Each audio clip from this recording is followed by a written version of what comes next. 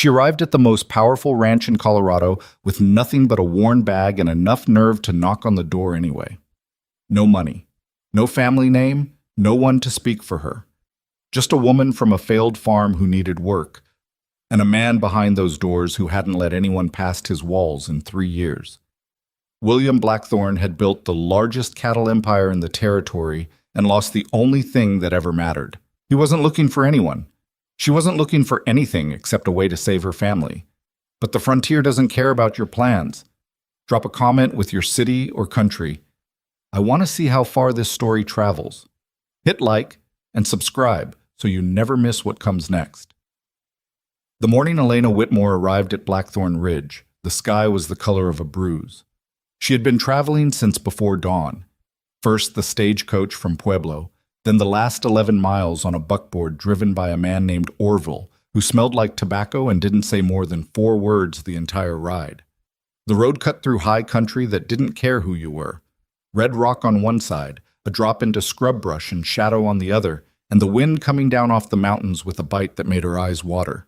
She sat with her bag in her lap and watched the land roll past and tried not to think about what she'd left behind. The farm. What was left of it, anyway?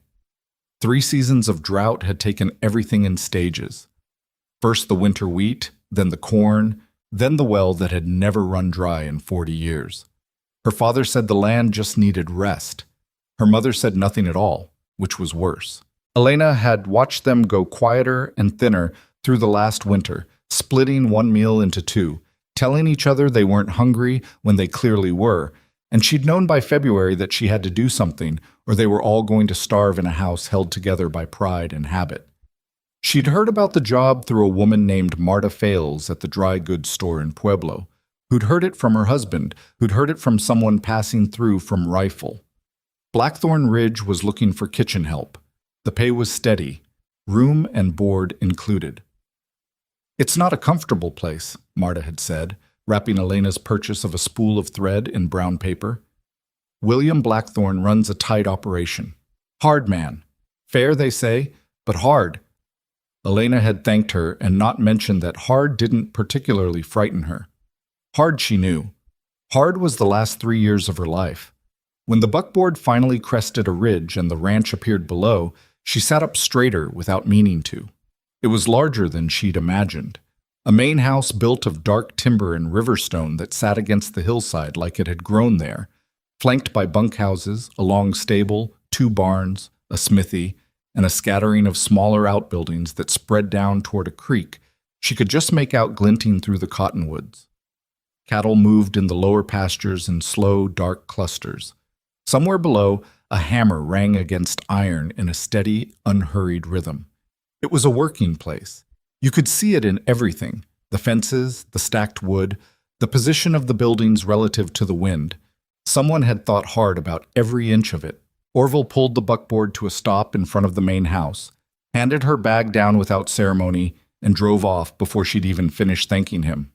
She stood there a moment with her bag at her feet and the wind pulling strands of hair loose from her braid and looked at the front door of Blackthorn Ridge.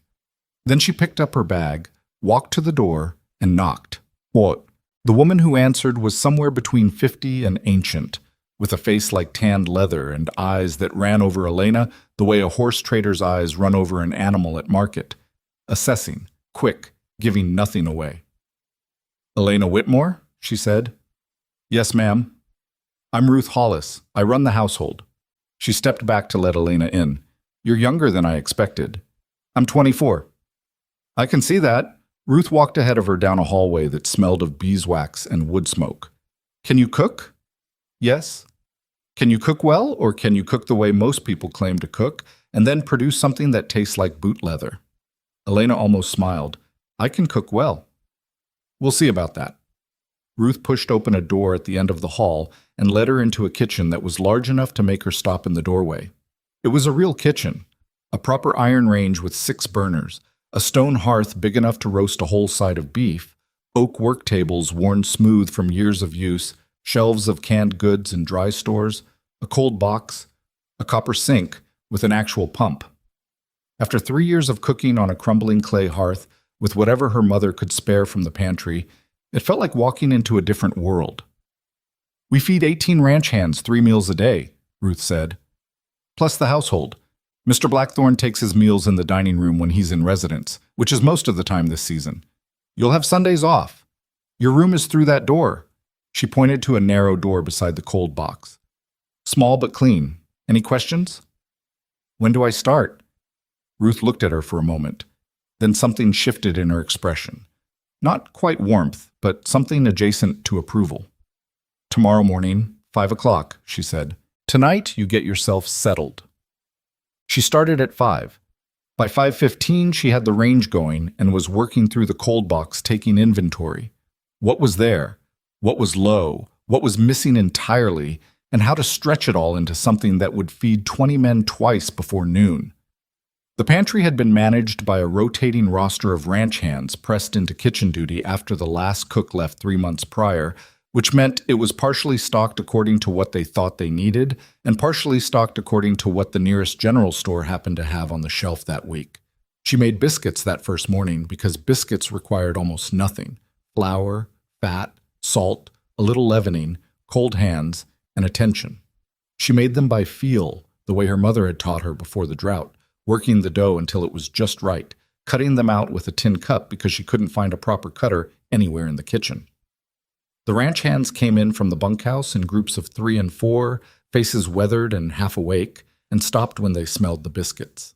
One of them, a tall man with a red beard named Cody, picked one up off the pan before she'd even put it on the table and bit into it, and said, with genuine surprise, "Hell, those are good." "Language," she said, not looking up from the eggs she was cracking. "Sorry, miss." She put the eggs on the table and went back to the range and heard them settle in and start talking in the way men do when they've been outside in the cold and have just sat down in front of warm food, quietly, gratefully, with less posturing than usual. It was a small thing. But she'd learned in the last few years that small things were where you had to start. She didn't meet William Blackthorn until her 3rd day. She'd been aware of him the way you're aware of weather in country like this, as something large and present that you oriented yourself around without necessarily encountering directly. The hands mentioned him in passing. Ruth talked about his preferences with the precision of someone who had been anticipating them for years. His horse, a big gray gelding with a short temper, stood tied at the rail outside the main house most mornings when she walked out to the root cellar. On the 3rd morning, she came back from the cellar with a crate of turnips and came around the corner of the house and walked almost directly into him. He was taller than she'd expected, broad through the shoulders, with a face that had been outside in every kind of weather Colorado offered, and looked it, angular, weathered, a jaw that hadn't seen a razor in 3 or 4 days. He was wearing a heavy canvas coat and holding a piece of fence wire in one hand and looking at something in the middle distance the way men look at things they're still working out in their heads. When she came around the corner, he turned, and for a moment they were close enough that she could have reached out and put a hand on his sleeve. She didn't. She stepped back instead and said, "Mr. Blackthorn, excuse me." He looked at her, not the quick up-and-down assessment she'd gotten from every ranch hand who passed through the kitchen, but something more direct. Like he was trying to place her somewhere in an accounting that already had too many columns. "You're the new cook," he said. "Yes, sir, Elena Whitmore." He nodded once. Not unfriendly, but not particularly warm either. "Ruth says you can cook." "I can." "The biscuits this morning were yours?" "They were." He nodded again, looked down at the fence wire in his hand like he'd just remembered it was there. "Good biscuits," he said. Then he walked past her toward the stable, and that was that.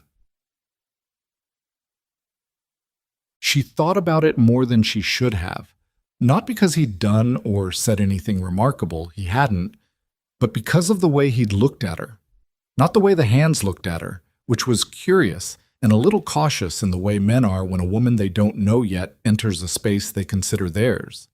And not the way Ruth looked at her, which was evaluative. He'd looked at her like she was something he hadn't expected and wasn't sure what to do with. She filed it away and went back to work. The kitchen became hers in stages. The first week she focused on understanding the patterns, who ate how much, what the hands preferred, where the inefficiencies were and how food was stored and used. She found a crate of dried beans that had been pushed to the back of the pantry and forgotten, a tin of molasses going to sugar, half a sack of cornmeal that needed to be used before the moisture got to it.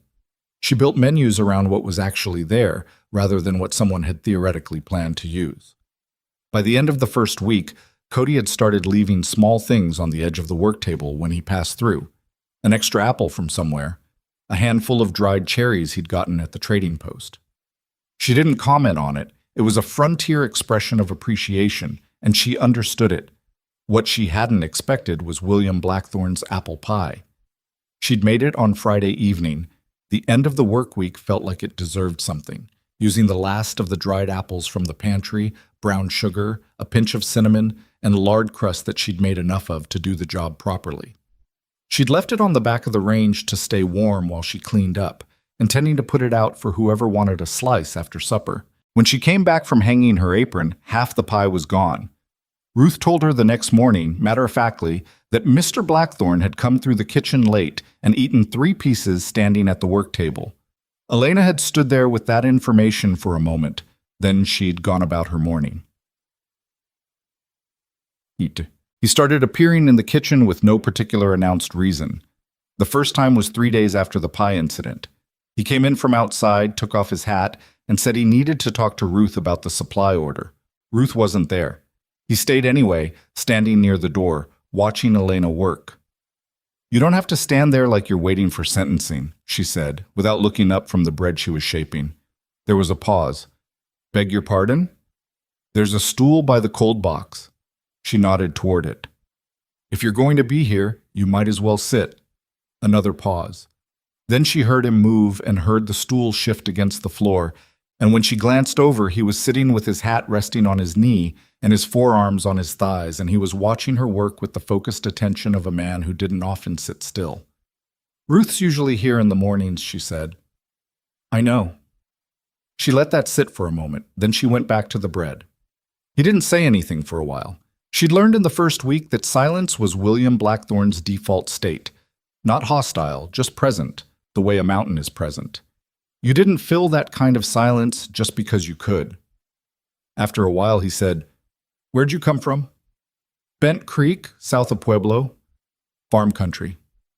Was. 3 years of drought changed that. He absorbed this without visible reaction. "What kind of farm?" "Wheat, mostly. Some corn. My father tried oats the year before last." She paused. The oats didn't help. "What'd you do?"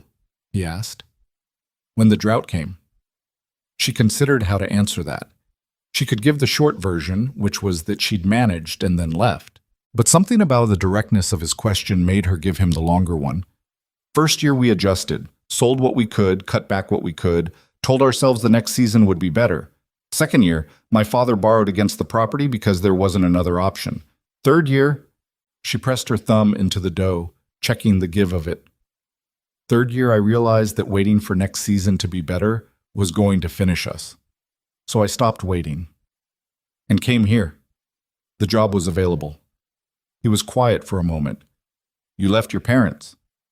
It wasn't an accusation, it was just a statement, but it landed with the weight of one because she'd turned it on herself plenty of times already. "I send money home," she said, "whatever I can spare. That helps them more than me being there not earning anything."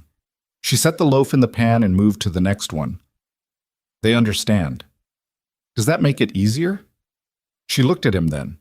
He was watching her with something in his expression that wasn't pity. She'd had enough of that to recognize it, but something more complicated, like the question meant something to him beyond just curiosity about her.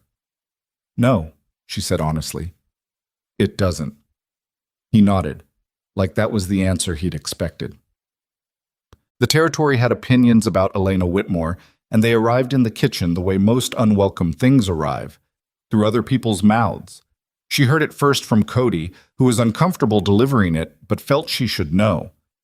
A woman named Mrs. Adelaide Farrow, wife of a banker in Rifle and one of the more influential social voices in the county, had made a comment at a church gathering about the inappropriateness of a ranch owner of William Blackthorn's standing employing a young woman of uncertain background in such a position of proximity. "She didn't say it mean necessarily," Cody said, which she took to mean that it had been said with the particular sweetness that made mean things harder to respond to. What did she say exactly?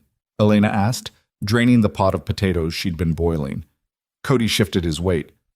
That it seemed unusual, that a man in Mr. Blackthorn's position might consider the talk it could cause. Elena set the pot down. And what do people say Mr. Blackthorn thinks about it? Nobody's asked him. Good. She picked up the masher. Nobody should. But she knew that wasn't how it worked. The frontier was a place that ran on labor and weather and the particular cruelty of geography. But the people in it were still people, which meant they ran on gossip and hierarchy and the constant management of other people's impressions. She wasn't naive. She'd grown up in a farming community that functioned the same way, who was considered solid, who was considered slack, who had married well, who had fallen behind on their taxes. The mechanisms were universal. What she hadn't anticipated was how quickly she'd become part of the conversation. She heard it again from Ruth a week later, more directly. Charlotte Harrington's family has been calling on Mr. Blackthorn, Ruth said one morning, in the tone of someone delivering information they'd been considering whether to deliver.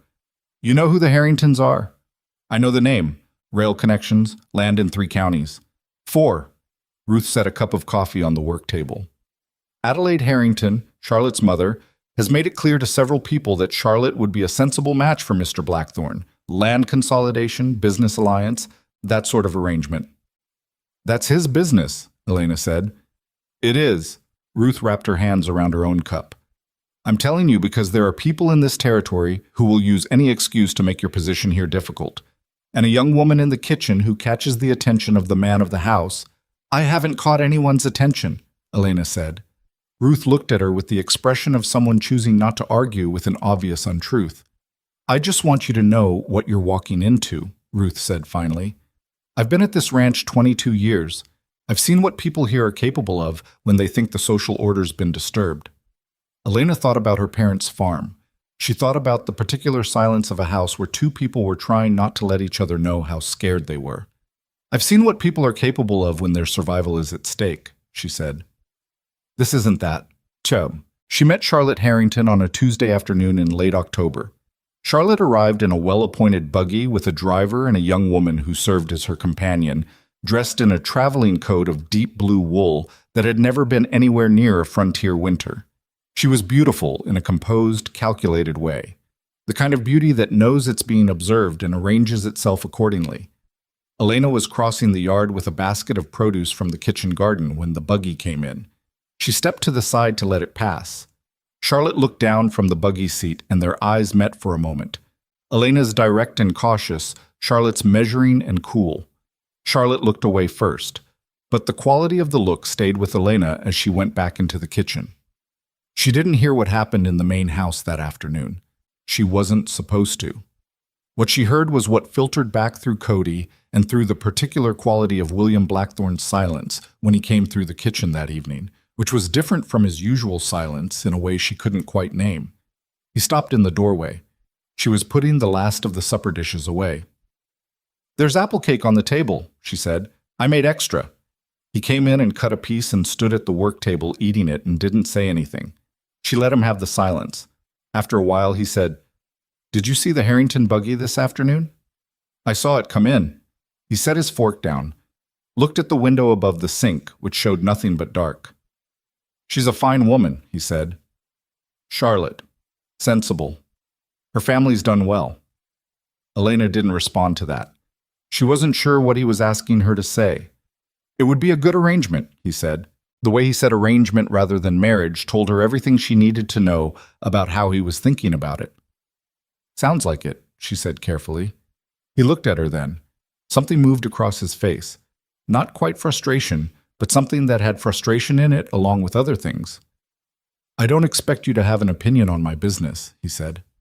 I don't, she said. But you didn't come in here to tell me about Charlotte Harrington's family connections, Mr. Blackthorn. The silence that followed was different from the others, tighter, charged in some way that she didn't have a name for yet. He picked up his fork again, finished the cake, set the plate in the dry sink. Good night, Miss Whitmore, he said. Good night, she said. She heard his boots on the floor of the hall, then the sound of his study door closing. She stood at the sink for a moment with her hands braced on the edge of it and looked out at the dark. The thing she hadn't told Cody, or Ruth, or anyone was that she understood the position she was in with complete clarity. She was a woman from a failed farm who was working someone else's kitchen for wages she sent home as fast as she earned them. She had no land, no family name that meant anything beyond a 2-day ride from Bent Creek, no education past what a one-room schoolhouse in farming country had been able to offer. She wore the same 3 dresses in rotation, and she had calluses on her hands, and she couldn't read French. She was not, in any accounting the territory used, a woman who belonged in the same room as William Blackthorn. She knew this. What she also knew, and this was the part she turned over in the quiet of her small room at night, studying it from different angles, was that William Blackthorn was the loneliest person she had encountered in a long time. Lonelier than she was, which was saying something.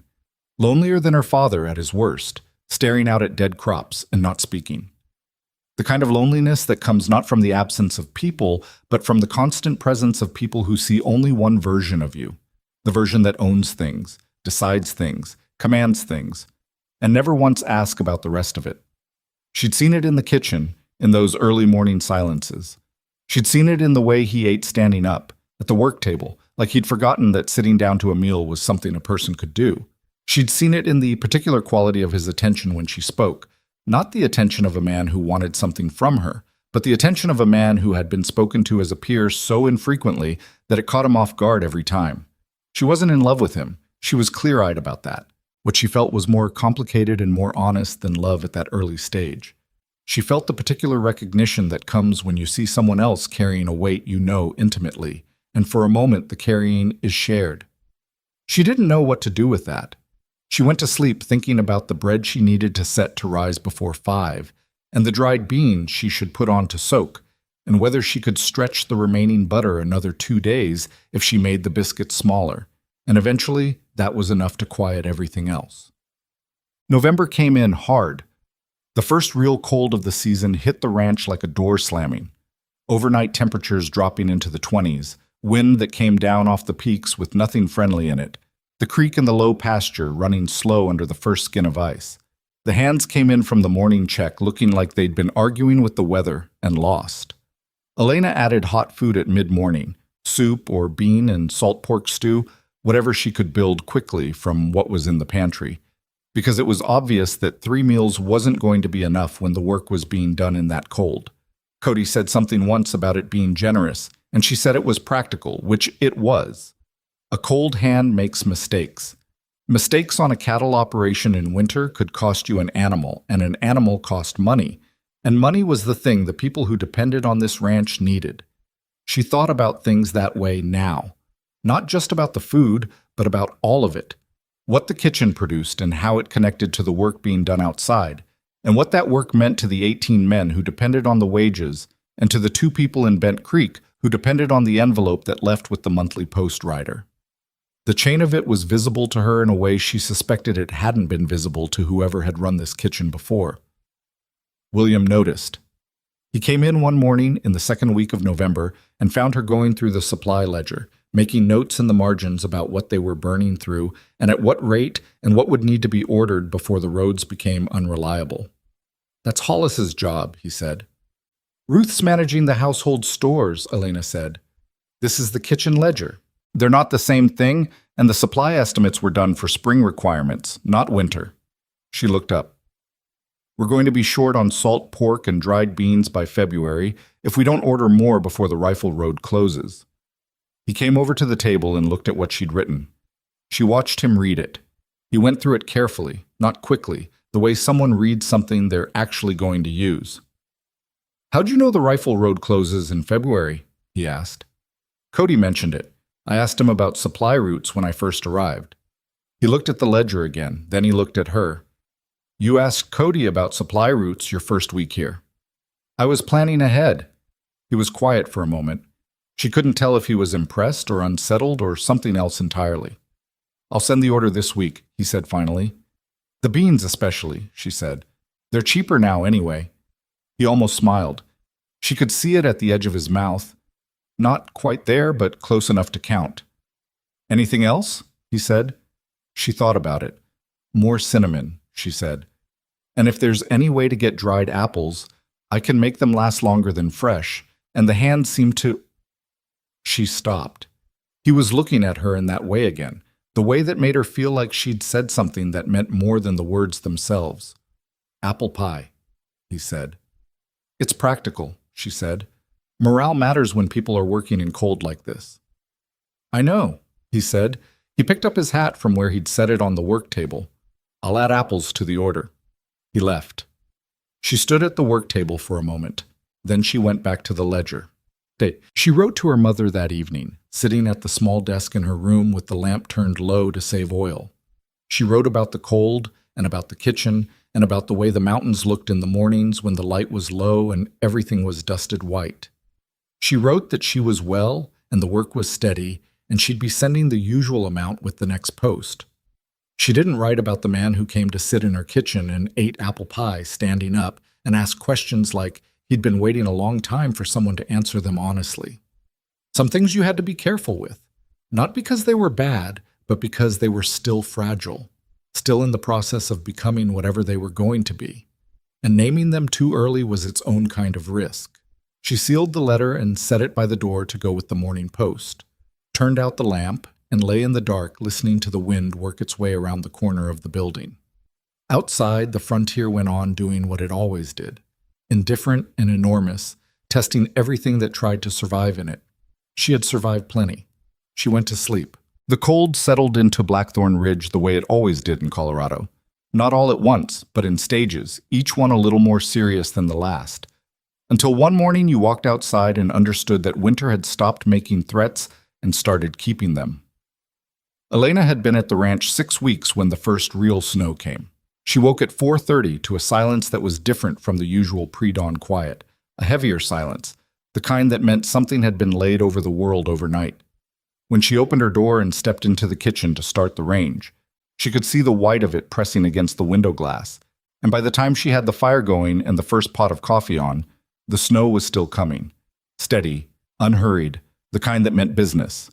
The hands came in from the bunkhouse later than usual, stamping their boots at the door, shaking snow from their hats, and she had hot coffee and biscuits waiting and a pot of oat porridge on the back of the range because she'd started it at 5 and it had been ready since 5:40 and she wasn't going to let it go to waste. Cody came through last, his red beard frosted at the edges, and stood at the range for a full minute, just warming his hands before he said anything at all. Bad one, he said finally. How bad? Enough to pull some of the younger cattle down to the lower pasture. He wrapped both hands around the coffee mug she handed him. Mr. Blackthorn's already out. She looked at the window. It was still dark outside, the snow visible only as a blur of pale against the glass. He went out before the hands? She said. Went out before anyone. That's how he is. Cody drank the coffee. Man doesn't sleep much when there's weather coming. She filed that away with the other things she'd been quietly filing away about William Blackthorn and went back to the range. He came in at mid-morning, and she knew before she heard the door that something had gone wrong outside. There was a particular quality to the way the door opened, not with the ordinary heaviness of a man coming in from cold work, but with a controlled carefulness that meant he was managing something. She turned from the range to find him standing in the doorway with blood on his right hand, not a lot, but enough, and his expression set in the tight, inward way of someone deciding not to acknowledge pain. Sit down, she said. It's nothing. Mr. Blackthorn. He looked at her. Something in the directness of it, she wasn't asking, made him cross the kitchen and sit on the stool by the cold box, which she'd started thinking of as his stool in the way that certain places become certain people's places through repeated use. She got the basin from the shelf and filled it from the kettle that was always warm on the back of the range, and brought it to the work table along with the clean cloth she kept for this kind of thing. Because this kind of thing happened on a working ranch, and she'd learned in the first week to keep the cloth where she could get to it quickly. He watched her work with his usual steady attention, but said nothing, which told her it hurt more than he was letting on. The cut was across the palm, not deep enough for real concern, but wide enough to need pressure and keeping clean. A rope cut, from the look of it. She'd seen her father's hands cut the same way when a steer went the wrong direction at the wrong moment. What happened? She asked, working the cloth carefully around the edges of the cut. Heifer got loose in the south pasture. Rope slipped in the cold. He paused. My fault. Should have had better grip. The cold stiffens the hands, she said. It's not a character failing. He made a sound that was almost a laugh. Not quite. My foreman would disagree with that. Your foreman wasn't out at 4 a.m. checking cattle in a snowstorm. He was quiet for a moment. She pressed the cloth firmly against the cut and held it. How do you know I was out at 4? He asked. Cody told me. Cody talks too much. Cody talks exactly the right amount, she said. He tells me things I need to know to do my job. He looked down at her hands on his. She didn't move them. The pressure needed to be maintained for the bleeding to stop, and she wasn't going to interrupt that because it made something uncomfortable. After a moment, he said quietly, You're not what I expected. She didn't look up. What did you expect? I don't know. Someone who'd be more nervous about being here. She considered that. Being nervous doesn't keep the cattle warm, she said, or your hand clean.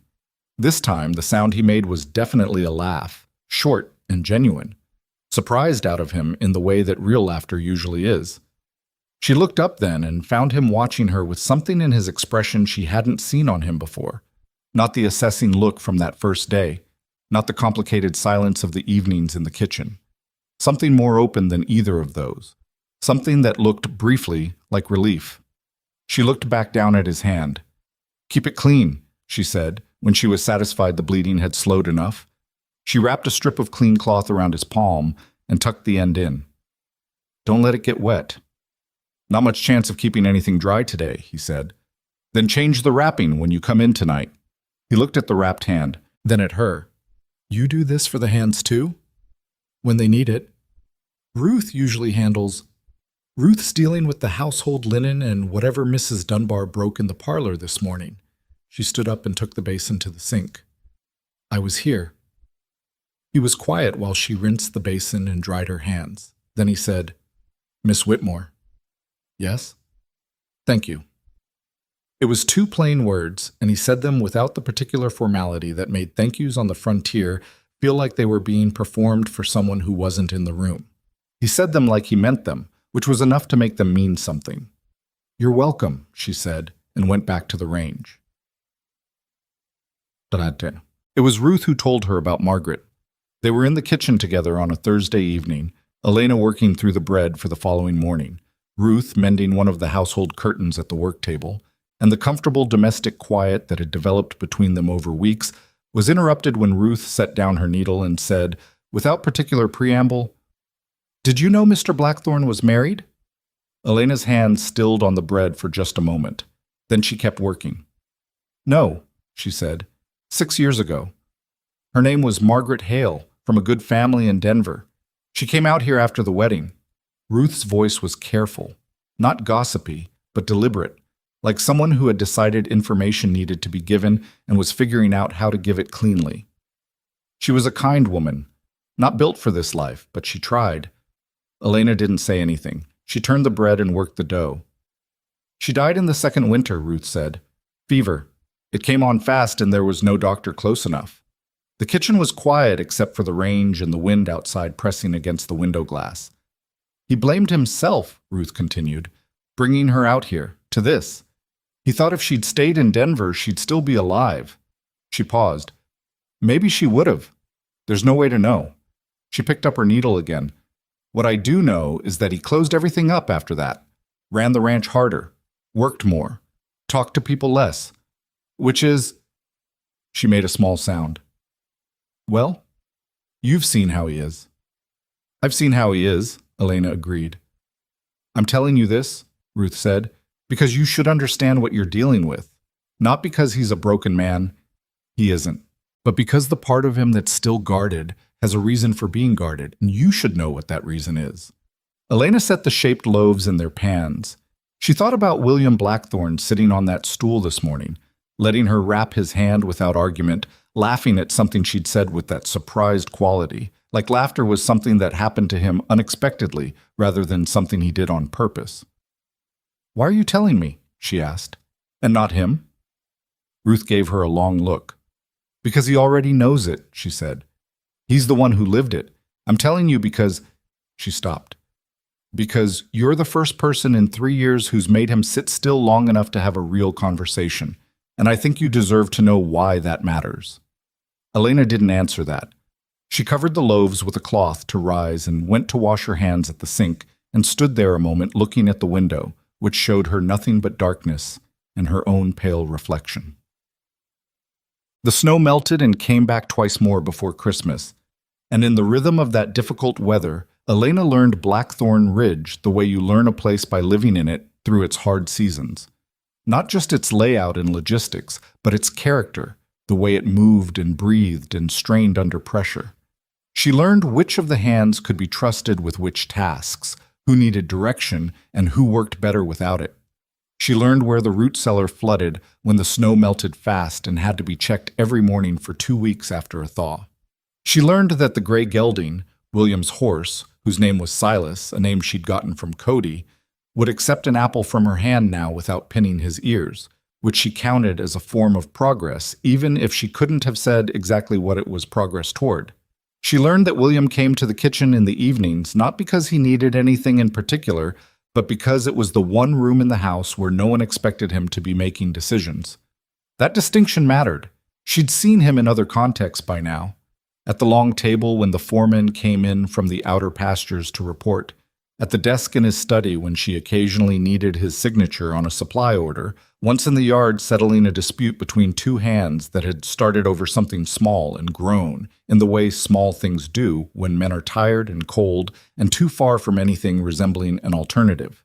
In those contexts, he was precise and final and gave nothing unnecessary. He was the thing the ranch needed him to be, and he was good at it, and it cost him something that was visible if you knew what you were looking at. In the kitchen, he was different, not soft. He was never exactly soft, but there was more room in him, like a gate left open. They talked, in the evenings, in the way people talk when they've been working in the same space long enough to trust the silence between things. He told her about the early years of the ranch, when it had been a quarter of its current size, and he'd been doing the work of 3 men on the money of 1.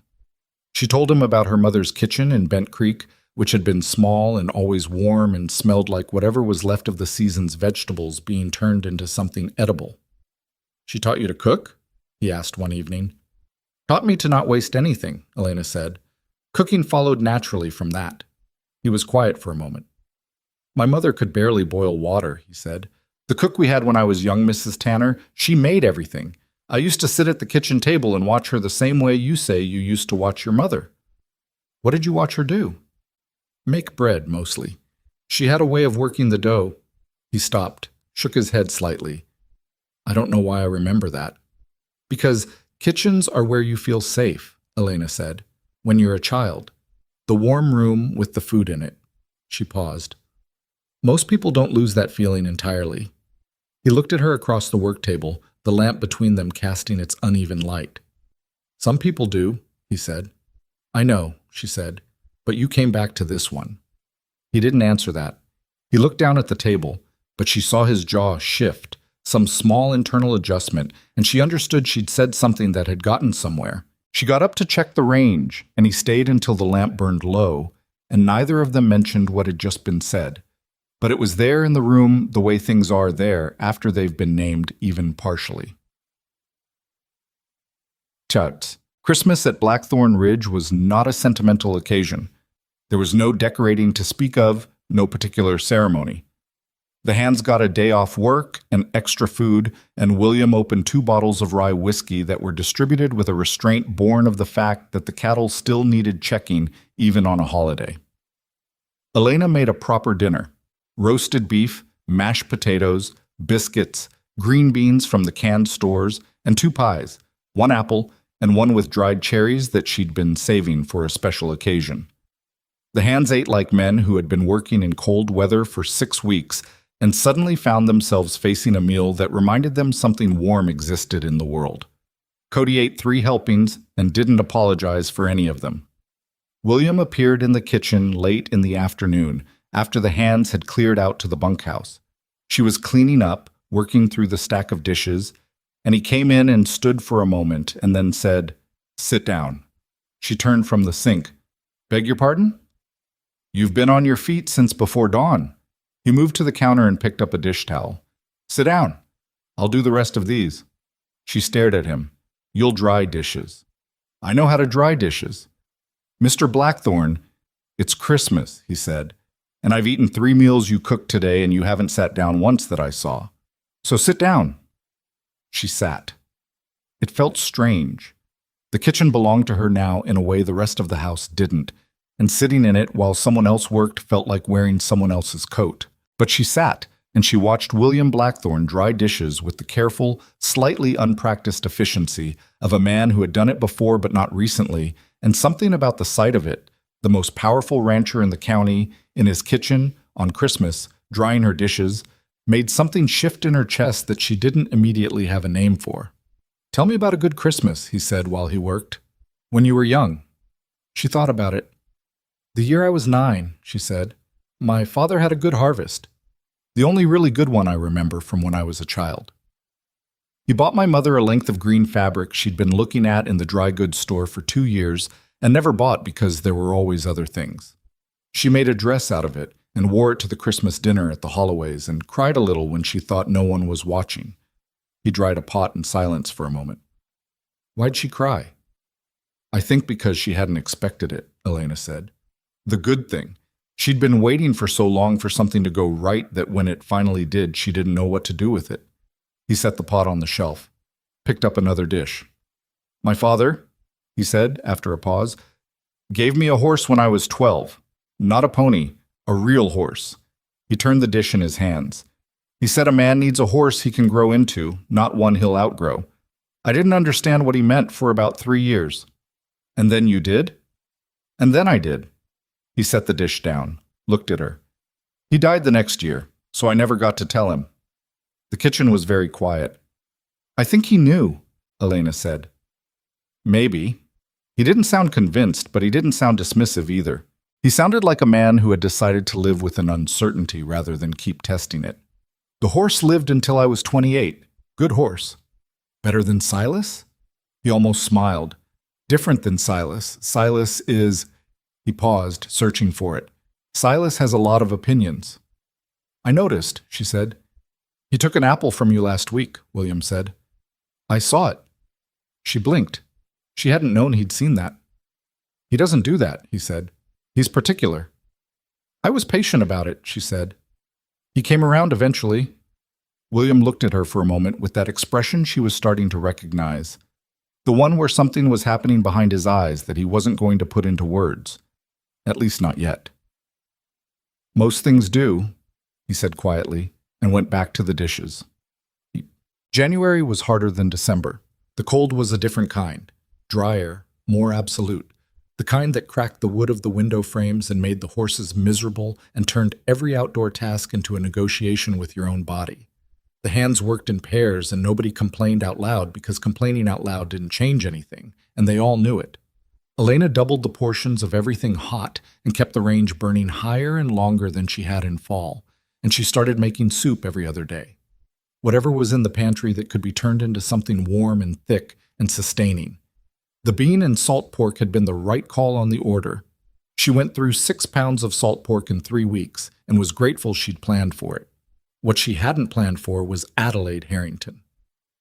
The woman arrived on a Tuesday in the 3rd week of January, her buggy somehow navigating the frozen road from Rifle that Elena had been told was close to impassable, accompanied by her daughter Charlotte and a man Elena assumed was a solicitor of some kind from the leather case he carried. They appeared at the main house in the early afternoon while Elena was in the kitchen and William was, as far as she knew, out in the south pasture with the foreman.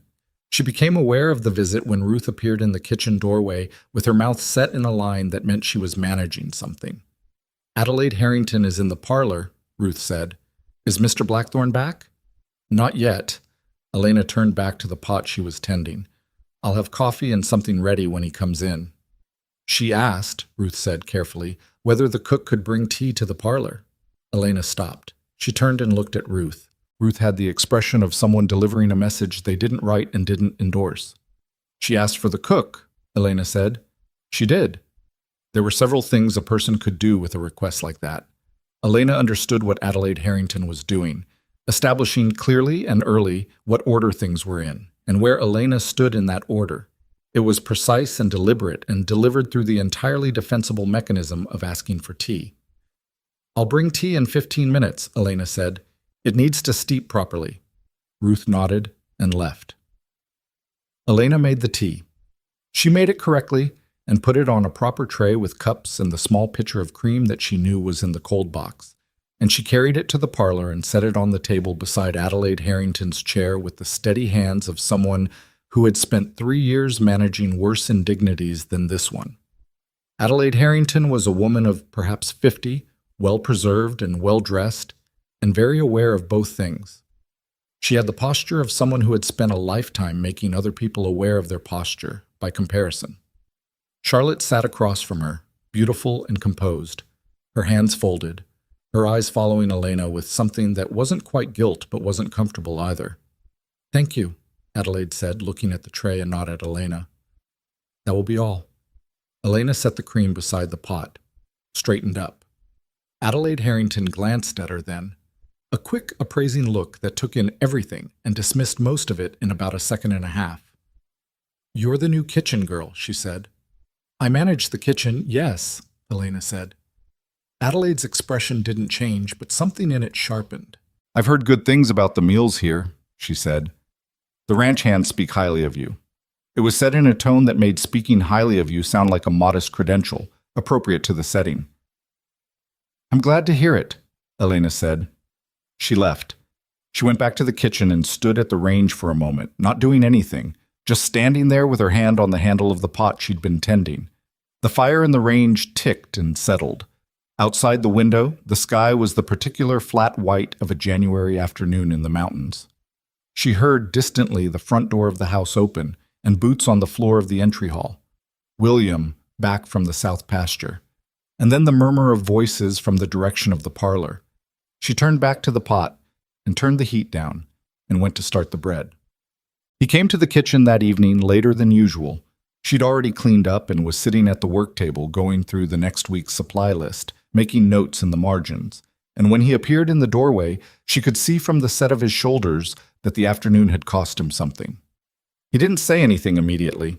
He came in and sat on the stool and looked at the window the way he sometimes did when he was working something out. She let him work. "She brought her solicitor," he said eventually. Elena set her pencil down. "I saw the case. There's a proposal." He said it with the flatness of a man reading back a list of facts. Land consolidation. The Harrington parcel to the east and the Blackthorn land combined under one holding.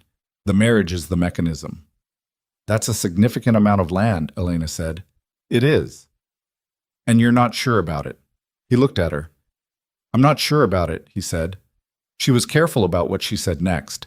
She was aware of what was in this room, what they'd been building in this room over weeks of evenings and shared silences. And she was aware of her own position relative to it, and she was not going to pretend any of that wasn't true. "What does the proposal require of you?" she asked. "Specifically." "An answer by February?" He rubbed a hand over the back of his neck. "Adelaide's timeline, not mine." "That's a pressure tactic." "I know." He looked at the window again. "Charlotte's a reasonable woman. I don't have any objection to Charlotte personally." "I know you don't," Elena said.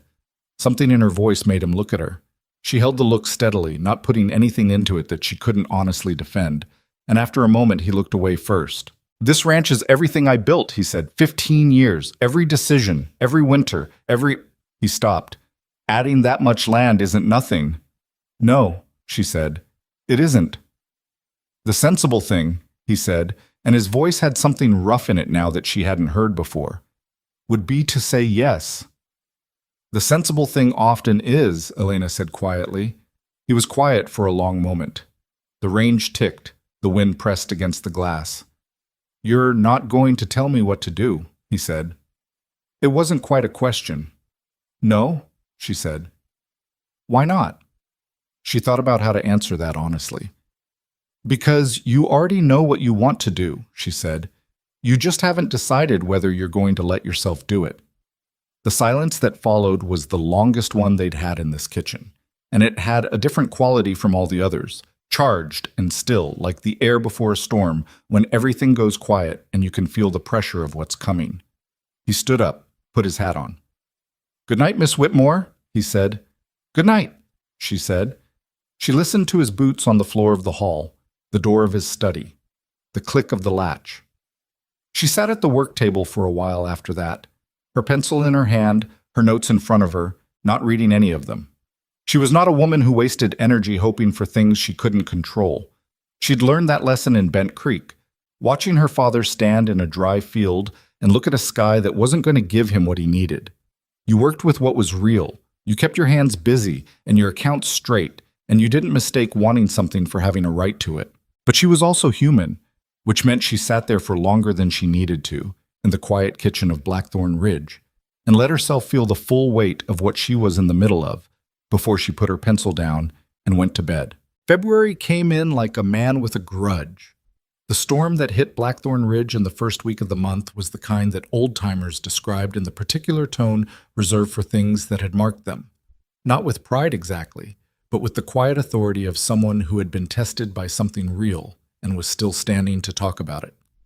3 days of wind and snow that shut the roads entirely, pushed drifts against the north face of the barn to the height of the roof line, and killed 4 head of cattle in the lower pasture before the hands could get them moved to shelter.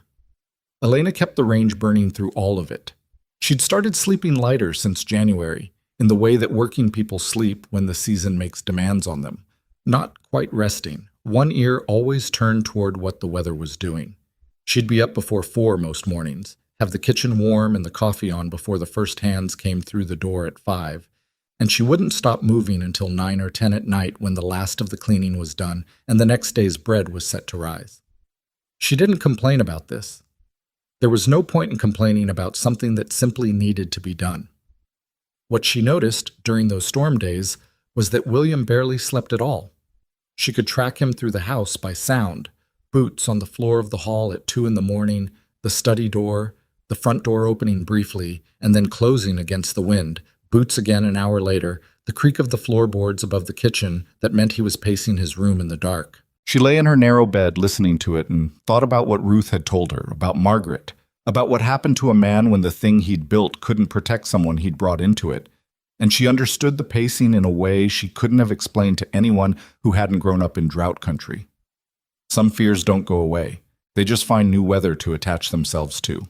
On the second night of the storm, around 2 in the morning, she got up and put on her boots and her heavy wool wrap and went into the kitchen and built the fire up and put coffee on. She wasn't sure why exactly. She told herself it was practical. The range needed tending anyway, and the kitchen had dropped 15 degrees overnight. She was sitting at the work table with a cup in her hands when she heard his boots in the hall. He stopped in the doorway when he saw the light. He was dressed, but his hair was unsettled, and there were shadows under his eyes that hadn't been there a month ago.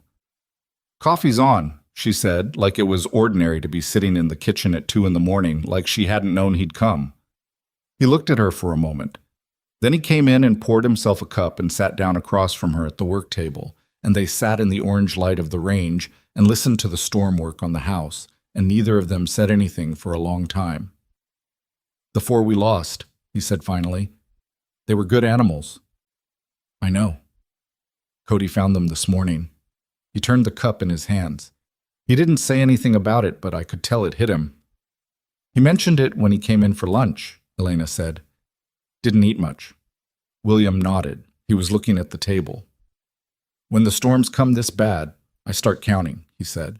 "What we can afford to lose, where the weak points are, what a bad season means for the men's wages in spring." He paused. "I've been doing that calculation every winter for 15 years. "And tonight?" she asked. He looked up at her. "Tonight the numbers aren't what's keeping me up." She held his gaze and let that statement sit where he'd put it, in the middle of the table between them, because she wasn't going to pretend she didn't understand what it meant, and she wasn't going to make it easier for him by changing the subject. "Adelaide Harrington's deadline is this week," she said. "Thursday." 3 days. 3 days, he agreed. She set her cup down. William.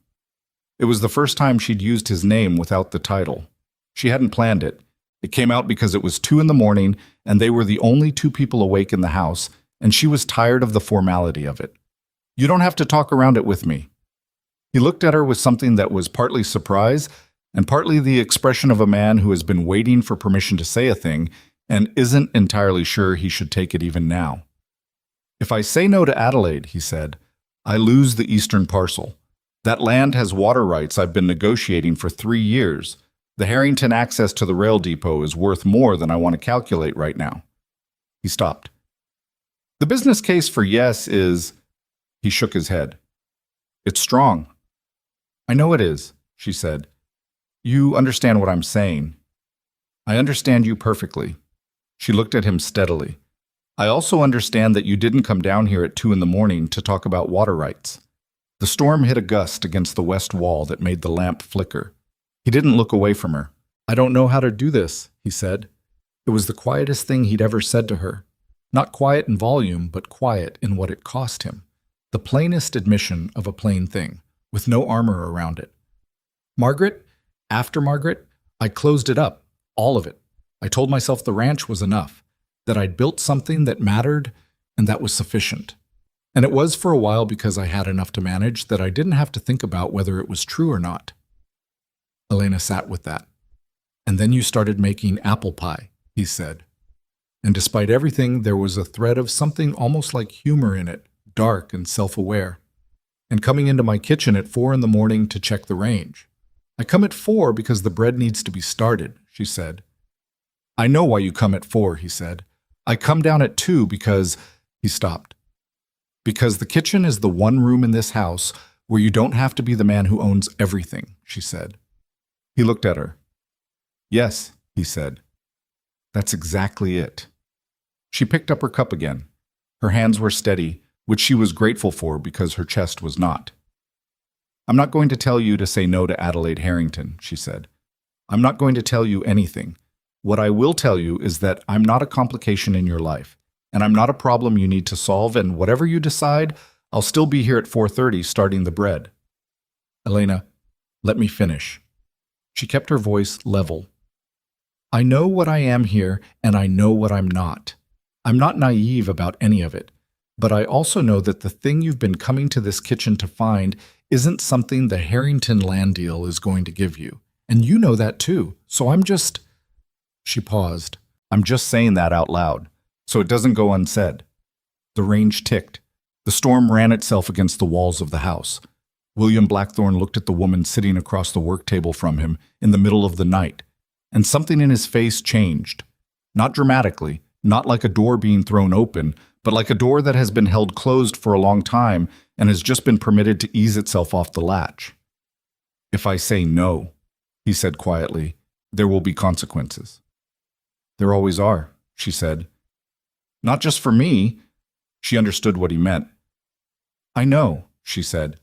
He nodded slowly, like he was filing it away the way she'd learned to file things, carefully, in a place where he could find it when he needed it.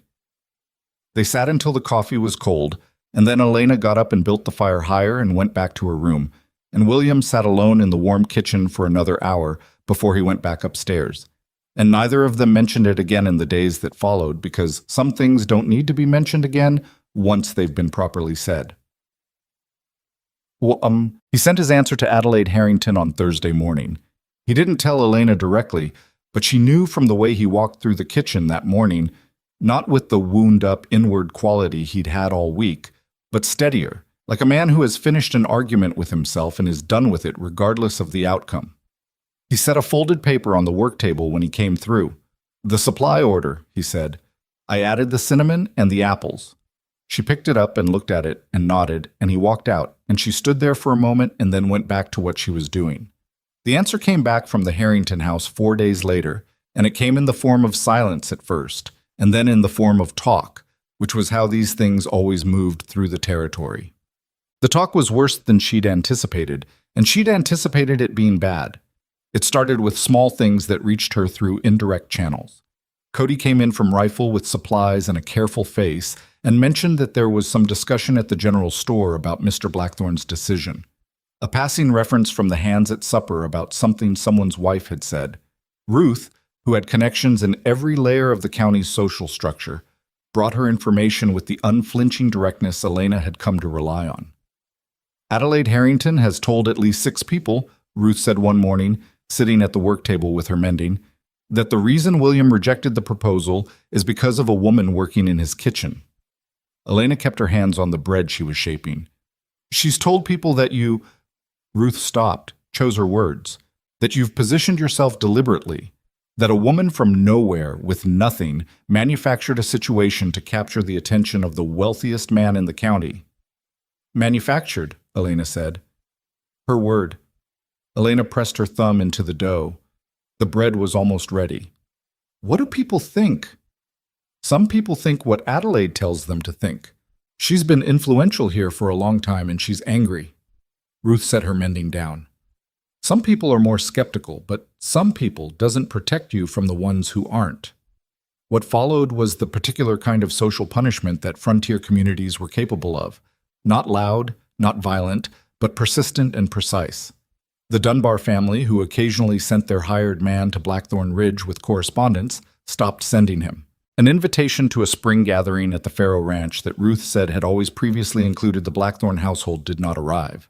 At the Rifle General Store, when Elena went with Cody for supplies in late February, a woman she didn't know turned away from her in a manner that was too deliberate to be accidental. She came back from Rifle and put the supplies away and didn't mention it to anyone. But that evening she sat in her room for longer than usual before she could make herself get up and start the next morning's preparations. And she was honest with herself about what the sitting meant. She wasn't afraid of the judgment, or she was, but it wasn't the judgment that was wearing on her. It was the knowledge that the judgment was going to land on William too, and that he had built this ranch and this reputation over 15 years. And she was a woman who had arrived with a bag and a crate of turnips, and the arithmetic of that was genuinely frightening. She wrote her mother a longer letter than usual that night. She didn't put the frightening parts in it, but she wrote about the mountains in winter and about Cody's red beard and about the way the kitchen felt at 4 a.m. when the range was going and the rest of the house was still dark. And when she sealed the letter, she felt a little steadier than she had an hour before. What? It was Cody who told her about James Faro. He came to the kitchen on a Wednesday morning in the first week of March with his hat in his hands and the expression of a man delivering something he'd rather not. And he told her that James Faro, husband of Adelaide's close friend, owner of the neighboring Faro spread to the west, had been making statements at the Rifle Saloon about William Blackthorn's judgment. What kind of statements? She asked. The kind that questioned whether a man who'd turned down the Harrington deal over a— Cody stopped. His jaw worked. Over a kitchen woman has the sense to be running an operation this size. She was quiet for a moment. And people are listening? Faro has money and Faro has a mouth, Cody said. And that combination gets listened to whether it deserves to be or not. She sent Cody out and stood at the work table and thought about it with the particular clarity she could access when she made herself set the emotional part aside and look at the practical part. James Faro was doing what men in his position did when they felt a social order had been disturbed. He was applying pressure in the places that would hurt most. Questioning William's business judgment was more damaging than any personal insult because it spoke directly to the thing William had built, the thing the whole territory took seriously. If that story took hold, if people started to believe that William Blackthorn had gone soft, had made an irrational decision because a woman in his kitchen had, what was Adelaide's word, manufactured a situation. She stopped herself. She put on her coat. She went to find William. Yeah. He was in the stable with Silas, working through something with the horse's left foreleg that required his full attention, and he didn't look up when she came in, just said, "Whatever it is, give me 5 minutes." She waited. The stable was warmer than outside, smelling of hay and horse and cold leather. Silas regarded her with his dark, intelligent eye and didn't pin his ears, which she still considered an achievement. When William straightened up and turned, he saw her face, and something shifted in his. "What happened?" he said. She told him what Cody had told her about Faro. She said it plainly and completely without softening any of it, because she'd learned that softening things for William Blackthorn was both unnecessary and counterproductive. He listened with his arms crossed and his jaw set, and when she finished, he didn't say anything for a moment. Pharaoh's been looking for an opening for 2 years, he said. This isn't about you. I know it isn't, she said, but it's using me. And I need to ask you directly. Is this causing damage to the ranch? To the hands' wages? To the suppliers? To any of the things that actually matter here? He looked at her. Why are you asking me that? Because if it is, she said, then we need to talk about what makes sense. Practically. Practically, he repeated. Yes. He was quiet for a long moment. Silas shifted in the stall. The cold came in under the stable door and moved around their boots. What are you saying? William asked, and his voice had an edge in it that wasn't anger exactly, but was the thing adjacent to anger that comes from being offered a painful solution you haven't asked for. I'm saying that I'm not going to pretend I don't know what's at stake for you, Elena said, and I'm not going to let pride keep me from asking the honest question. The honest question, he said, which is whether you should leave. She held his gaze. Whether it would be better, for the ranch, for the people who depend on it. He turned away from her abruptly and put both hands flat on the top rail of Silas's stall and stood there looking at nothing, and she watched the set of his back and understood that she had just said the thing he'd been most afraid she would say, the thing that confirmed his deepest concern about what happened when he let someone in. That eventually they offered to remove themselves to make everything easier, and the offer was so reasonable that he had no argument against it. No, he said. His voice was quiet and very final. William. No. He turned back around. His face was the most open she'd ever seen it. Not soft, not broken, but stripped of the carefully maintained distance he wore in every other context. I told you once that this ranch is everything I built. That's true. 15 years of work, every bad winter, every bad season, every decision that could have gone wrong and sometimes did. That's all real. He took a step toward her. But I am not sending you away to satisfy James Farrow's grievances or Adelaide Harrington's pride. That is not something I'm prepared to do. The land, she started. The land is a problem I'll solve another way. He said it like it was already decided, which perhaps it was. Farrow wants an opening, and I'll close it, not by giving you up. She looked at him for a long moment. There was a part of her, the practical inventory-keeping, supply-ordering part, that wanted to argue, that knew the territory's social machinery was real and its costs were real. But there was another part of her that had been watching this man since November, had been in his kitchen through every difficult morning, had sat across from him at 2 a.m. and heard him say things he hadn't said to another person in 3 years, and that part understood that what he was saying wasn't reckless. It was the decision of a man who had done the accounting and was choosing what to keep. All right, she said. He let out a breath, not obvious, but she heard it. There's something else, he said. She waited. I need you to know. He stopped.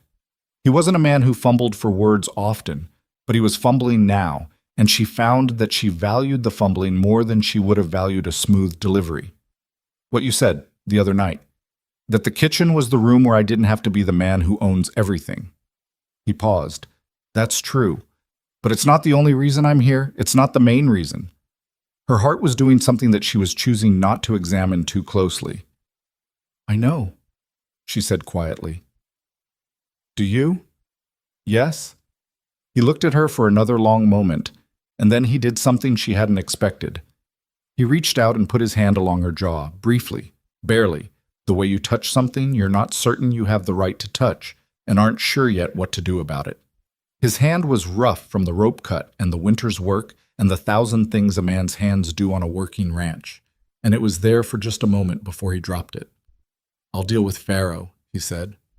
I know you will, she said. She went back to the kitchen. She stood at the range for a good 5 minutes doing nothing before she remembered what she was supposed to be cooking. He dealt with Farrow in the way a man like William Blackthorn dealt with most problems, not dramatically, but effectively. She didn't know the details of it. What she knew was that 2 days after their conversation in the stable, William rode out with his foreman Davis and was gone most of the afternoon, and when he came back, he was tired, but the particular tightness he'd been carrying around his jaw for 2 weeks was gone. Cody told her later, she'd stopped pretending she didn't want to know these things, that William had ridden to the Faro spread and had a conversation with James Faro that was described by witnesses as quiet and brief, and after which Faro had stopped making statements at the rifle saloon. "What did he say?" she asked. Cody's mouth curved. "Nobody knows exactly, but Davis said Faro looked like a man who'd been reminded of several things he'd prefer to forget." She thought about that. "Mr. Blackthorn," she said, "can be very direct when he needs to be." "Yes, miss," Cody said, with the expression of someone who found this an understatement. "He can." Adelaide Harrington's second move was more precise than the first. Elena was not surprised when it came, but she was surprised by the form of it. She'd expected social pressure, more exclusion, perhaps a formal complaint delivered through some county mechanism she didn't have the standing to counter. What she didn't expect was Charlotte Harrington herself, arriving alone at Blackthorn Ridge on a cold March afternoon while William was out at the north pasture asking to see Elena. She came to the kitchen, which told Elena something. She hadn't sent a message through Ruth, hadn't waited in the parlor. She'd come directly.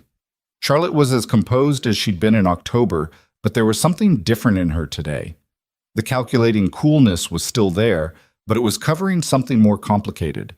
And Elena, who had been reading rooms and people since she was old enough to understand that her family's survival often depended on reading them correctly, saw it immediately. "Miss Whitmore," Charlotte said. "Miss Harrington." Elena gestured to the stool. "Sit down." "Plainly," Charlotte said. "Please do," Elena said. Charlotte looked at her hands for a moment, then up. "My mother is trying to use me to fix a situation she created by pressing too hard and too fast. You probably already know that." Elena said nothing. "The proposal was my father's idea originally," Charlotte said.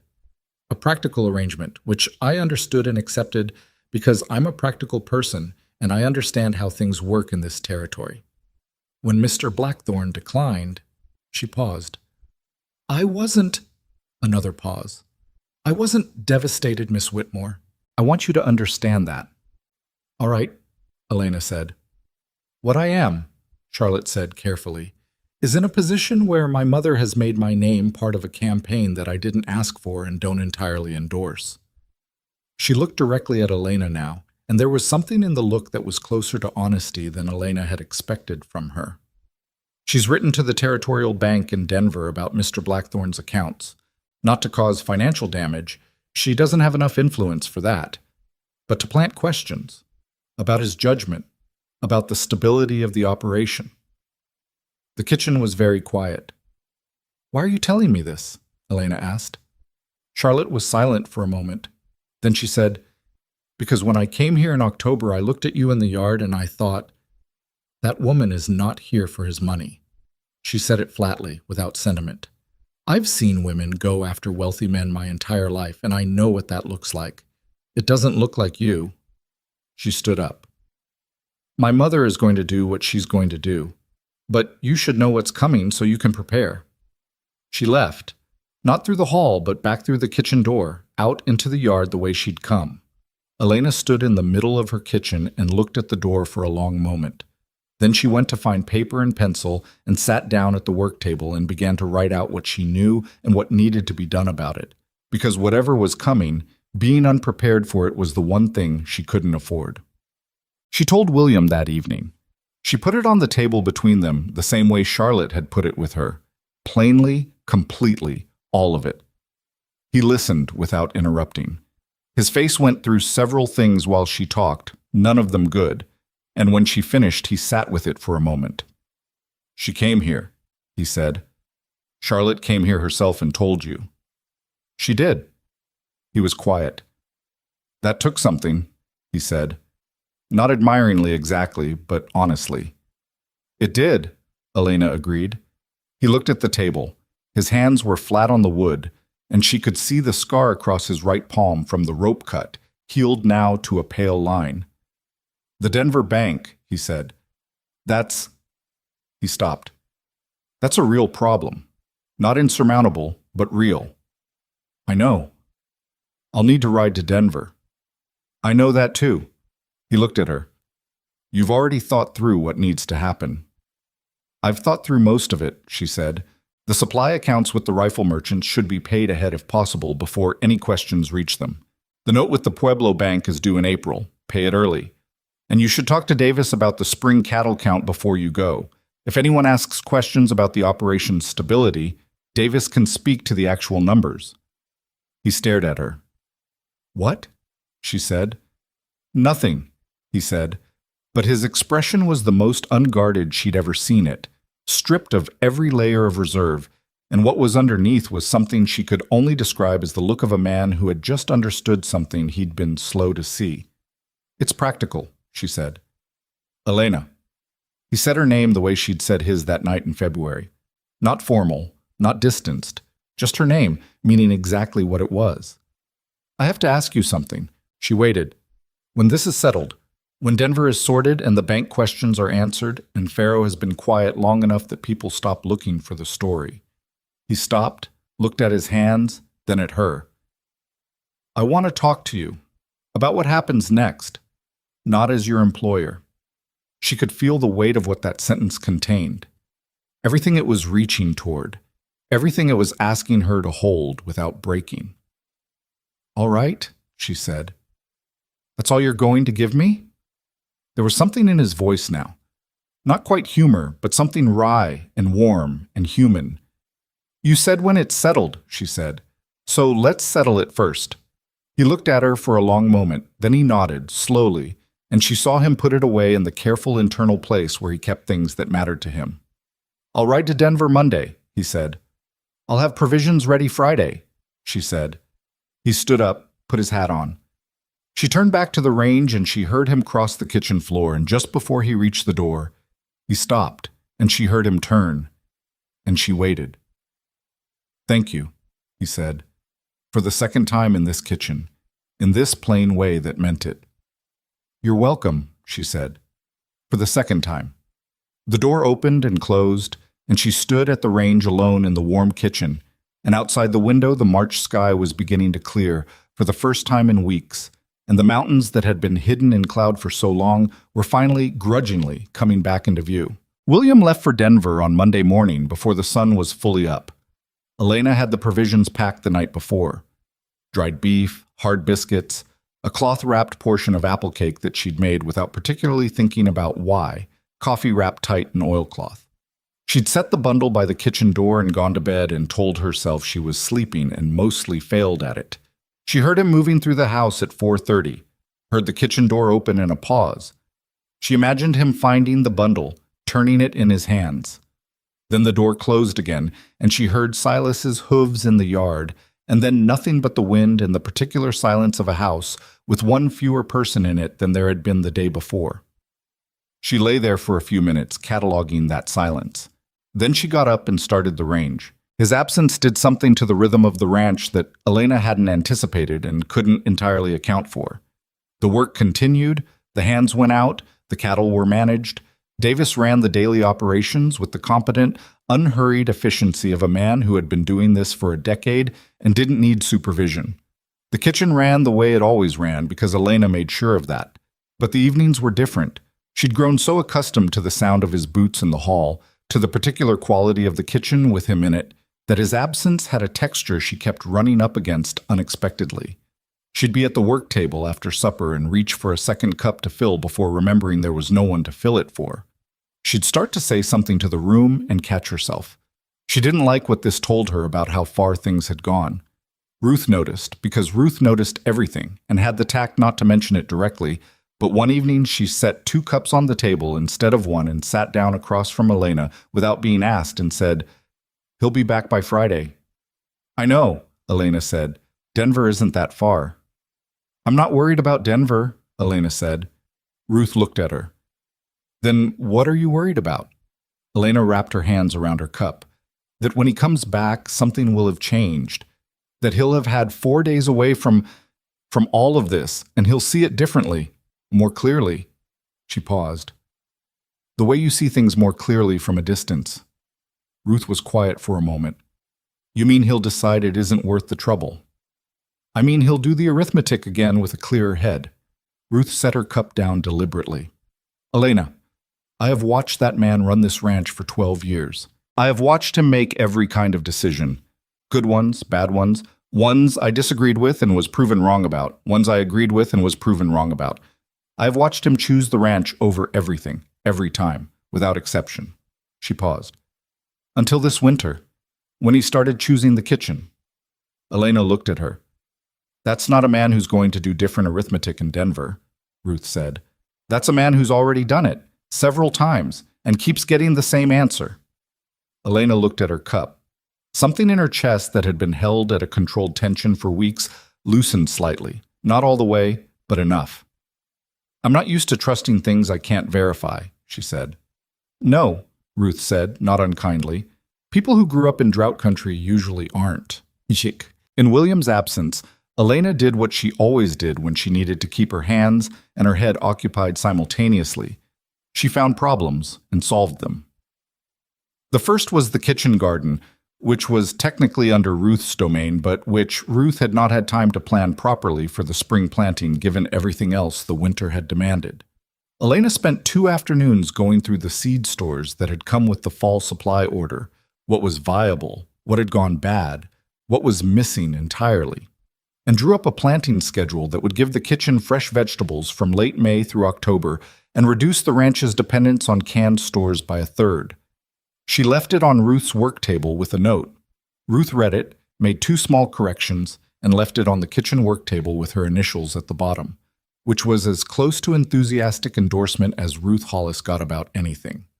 The second problem was the wood supply for the kitchen range, which was managed separately from the main house wood and had been running through a rotation that didn't account for the longer cooking times winter demanded. Elena talked to Cody about it, and they worked out a different stacking arrangement for the woodshed that made the kitchen supply last longer and easier to access in bad weather. It took an afternoon and a mild argument with Cody about the correct angle of the stack before they arrived at something they both agreed would work. You know, Cody said, driving the last piece into place, you could just tell me what to do, and I'd do it. I know, Elena said, but then you wouldn't understand why, and when I'm not here to tell you, you'd do it the old way. Cody looked at her. When you're not here? She realized what she'd said, and for a moment the phrasing hung between them. When I'm not available, she corrected. But Cody had his thoughtful face on, the one he got when he was working something out that he wasn't going to share unless asked. And he picked up his gloves from the woodshed floor and put them on without saying anything else. And Elena went back to the kitchen and tried not to think about what she'd revealed in a sentence she hadn't meant to say. The truth was, she'd been thinking about it. Not in a catastrophizing way, but in the honest, practical way she thought about everything. What the realistic outcomes were, what each one required of her, what she was and wasn't prepared for. If William came back from Denver and things continued as they'd been, the kitchen evenings, the growing something between them that neither of them had formally named, then eventually there would be a conversation she'd promised him they'd have, and that conversation would lead somewhere. And that somewhere had consequences she needed to be clear-eyed about before she arrived there. She had no illusions about the territory's opinion of her. Adelaide Harrington had established that narrative efficiently, and not everyone who'd heard it would revise it just because William had shut down Faro and paid his Denver accounts early. Some people had already decided what she was, and the deciding felt good to them in the way that certainty always feels good, and they weren't going to let inconvenient facts disturb it. She would be talked about, had been talked about, would continue to be. She thought about her mother in Bent Creek wearing the green dress. She thought about the specific look on her mother's face when she'd received Elena's last letter, which Elena hadn't seen but could picture. Her mother at the kitchen table in the thin light of the window, reading slowly because she always read slowly, one hand flat on the page. Whatever she was walking into it honestly, which was the only way she knew how to walk into anything. Sick. William came back Thursday evening, a day earlier than Ruth had predicted.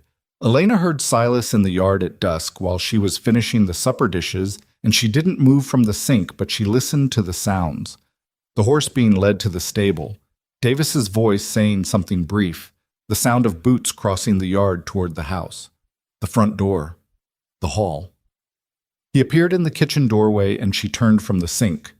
He looked tired in the specific way of someone who has slept in roadside accommodations for 3 nights and eaten traveling food and spent 4 days in meetings with men who speak carefully because they're always calculating how much each word is worth. His coat was dusty and his jaw was past stubble, and he was holding his hat in one hand and looking at her with an expression she hadn't seen on him before, something that was relief and tiredness and something else all at once. "There's soup on the back of the range," she said. "I know. I could smell it from the yard." He came in and hung his coat and his hat on the hook by the door and went to the range and lifted the lid of the pot and stood there for a moment just breathing in the steam. Then he got a bowl and filled it and sat at the work table and ate. She finished the dishes. She could feel him watching her while he ate, the way she could always feel his attention, which was different from other people's attention in a way she'd stopped trying to analytically account for. When his bowl was empty, she took it to the sink and washed it without asking. "Denver went well," he said. "I'm glad." The bank questioned nothing. The account history spoke for itself. He leaned back on the stool. Adelaide's letter didn't land the way she'd intended. The director she sent it to is a practical man, and the figures didn't support the concern she was trying to plant. "Good. I also," he said, "had a conversation with a land attorney while I was there about the eastern water rights." She turned from the sink. "The Harrington parcel. There's another way to acquire water access on that side of the property. It's slower and it costs more up front, but it removes the obstacle." He looked at her steadily. "The one I was using as a reason to consider an arrangement I didn't actually want." She looked at him across the kitchen. The lamp between them was the same lamp it always was, and the range was the same range, and the worn oak of the work table was the same work table, and none of it was different from any other evening, except that all of it was. "You were gone 4 days," she said. "I know. And you came back with a land attorney's solution to the water rights problem. I had time to think on the road." "Apparently," she said. Something moved at the corner of his mouth. Not quite a smile. More like the territory where smiles come from. "I told you there was a conversation I wanted to have when things were settled." "You did." "Things are settled enough." She dried her hands on her apron and turned fully to face him and waited, because this was his conversation to start and she wasn't going to take that from him. He looked at his hands on the table for a moment, then at her. "I'm not good at this," he said. "I want to be clear about that up front. I say the wrong thing sometimes, and I work too much, and I spent 3 years making myself believe that closing everything up was the same as being fine, which—" He stopped. "Which it wasn't."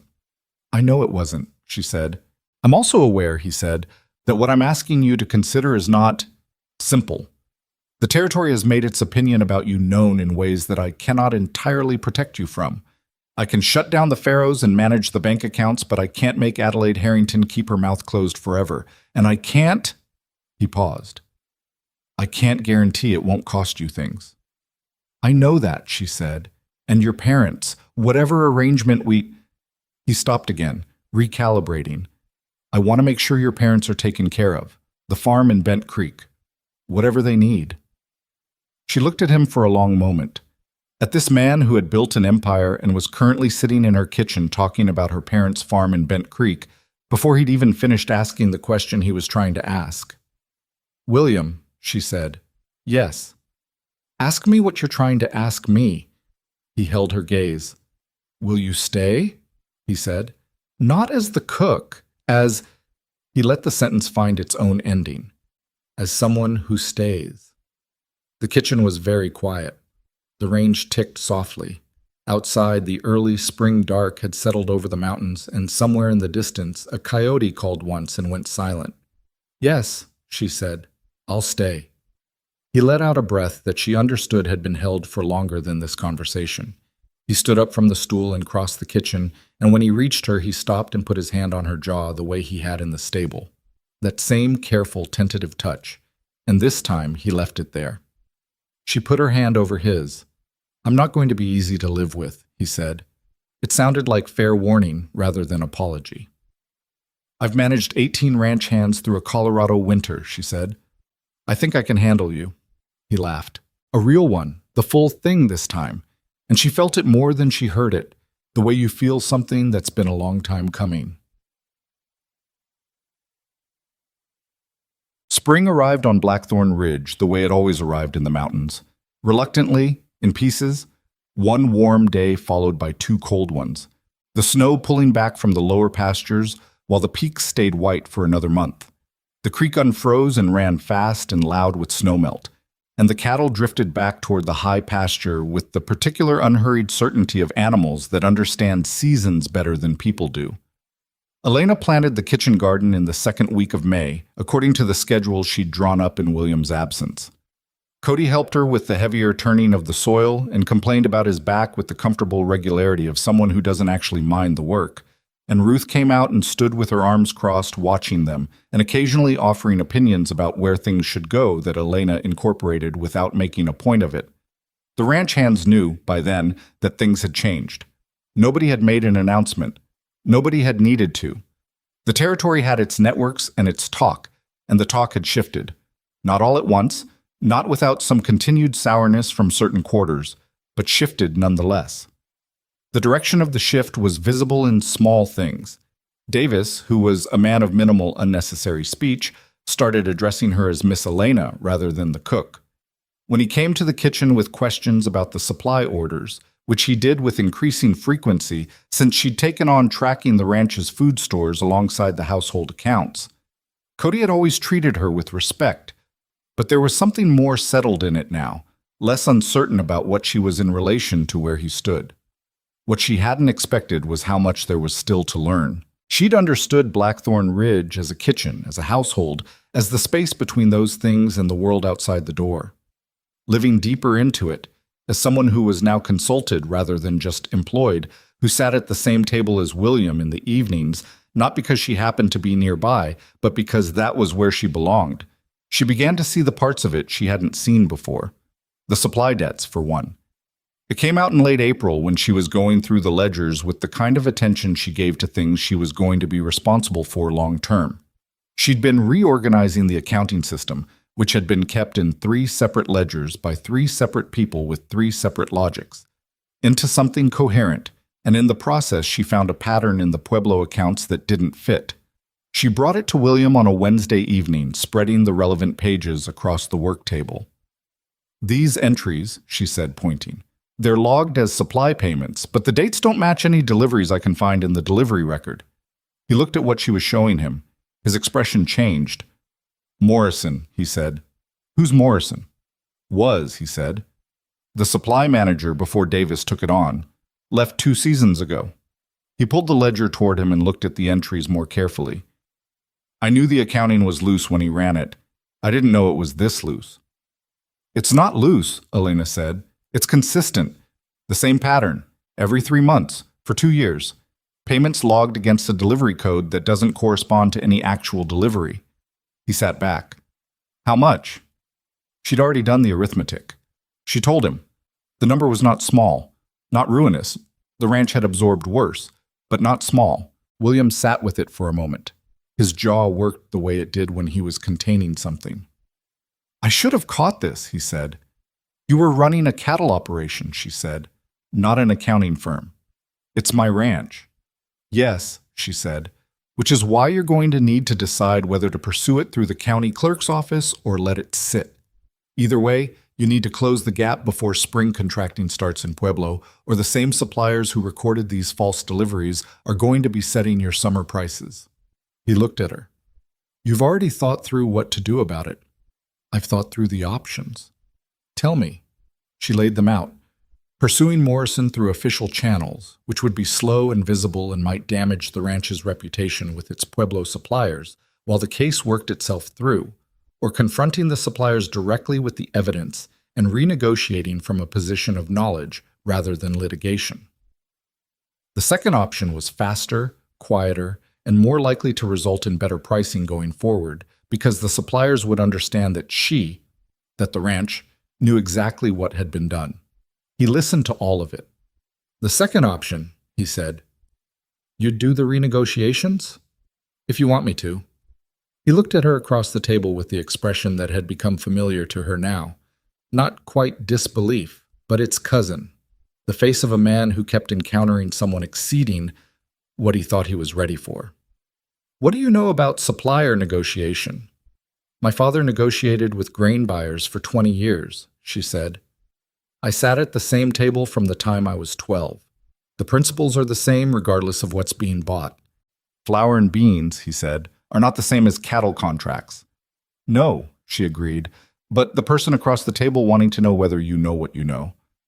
That part's the same." He was quiet for a moment. Then he pushed the ledger back across the table toward her. "Do it," he said. "I'll send letters of introduction to the Pueblo accounts." "You don't need to send letters," she said. "I'll go myself." "Elena, the letters are fine for correspondence," she said, "but I'm going to be managing these accounts going forward, and I need to establish that in person, not through letters signed by you." She held his gaze. "They need to know who they're dealing with." He looked at her for a long moment. Something crossed his face that she'd have called pride if she'd been sure that was the right word for it. Not proud of her in the patronizing way. Proud of the situation.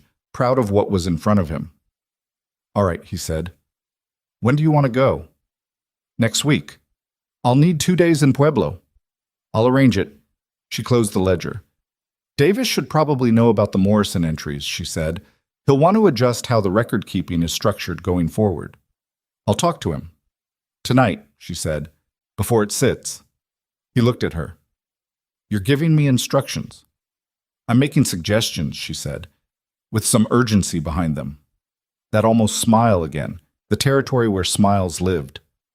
"I'll talk to Davis tonight," he said. Pueblo was a different world from Blackthorn Ridge.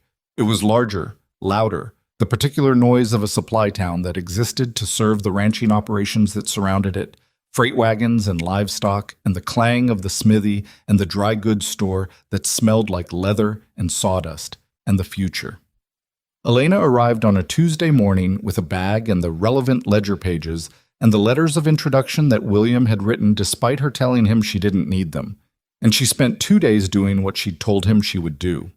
The first supplier, the grain and dry goods merchant, a heavy-set man named Tolliver who had been doing business with Blackthorn Ridge for 7 years, received her with the particular polite wariness of a man who has been told a woman is coming to renegotiate his contract and is not sure what protocol applies.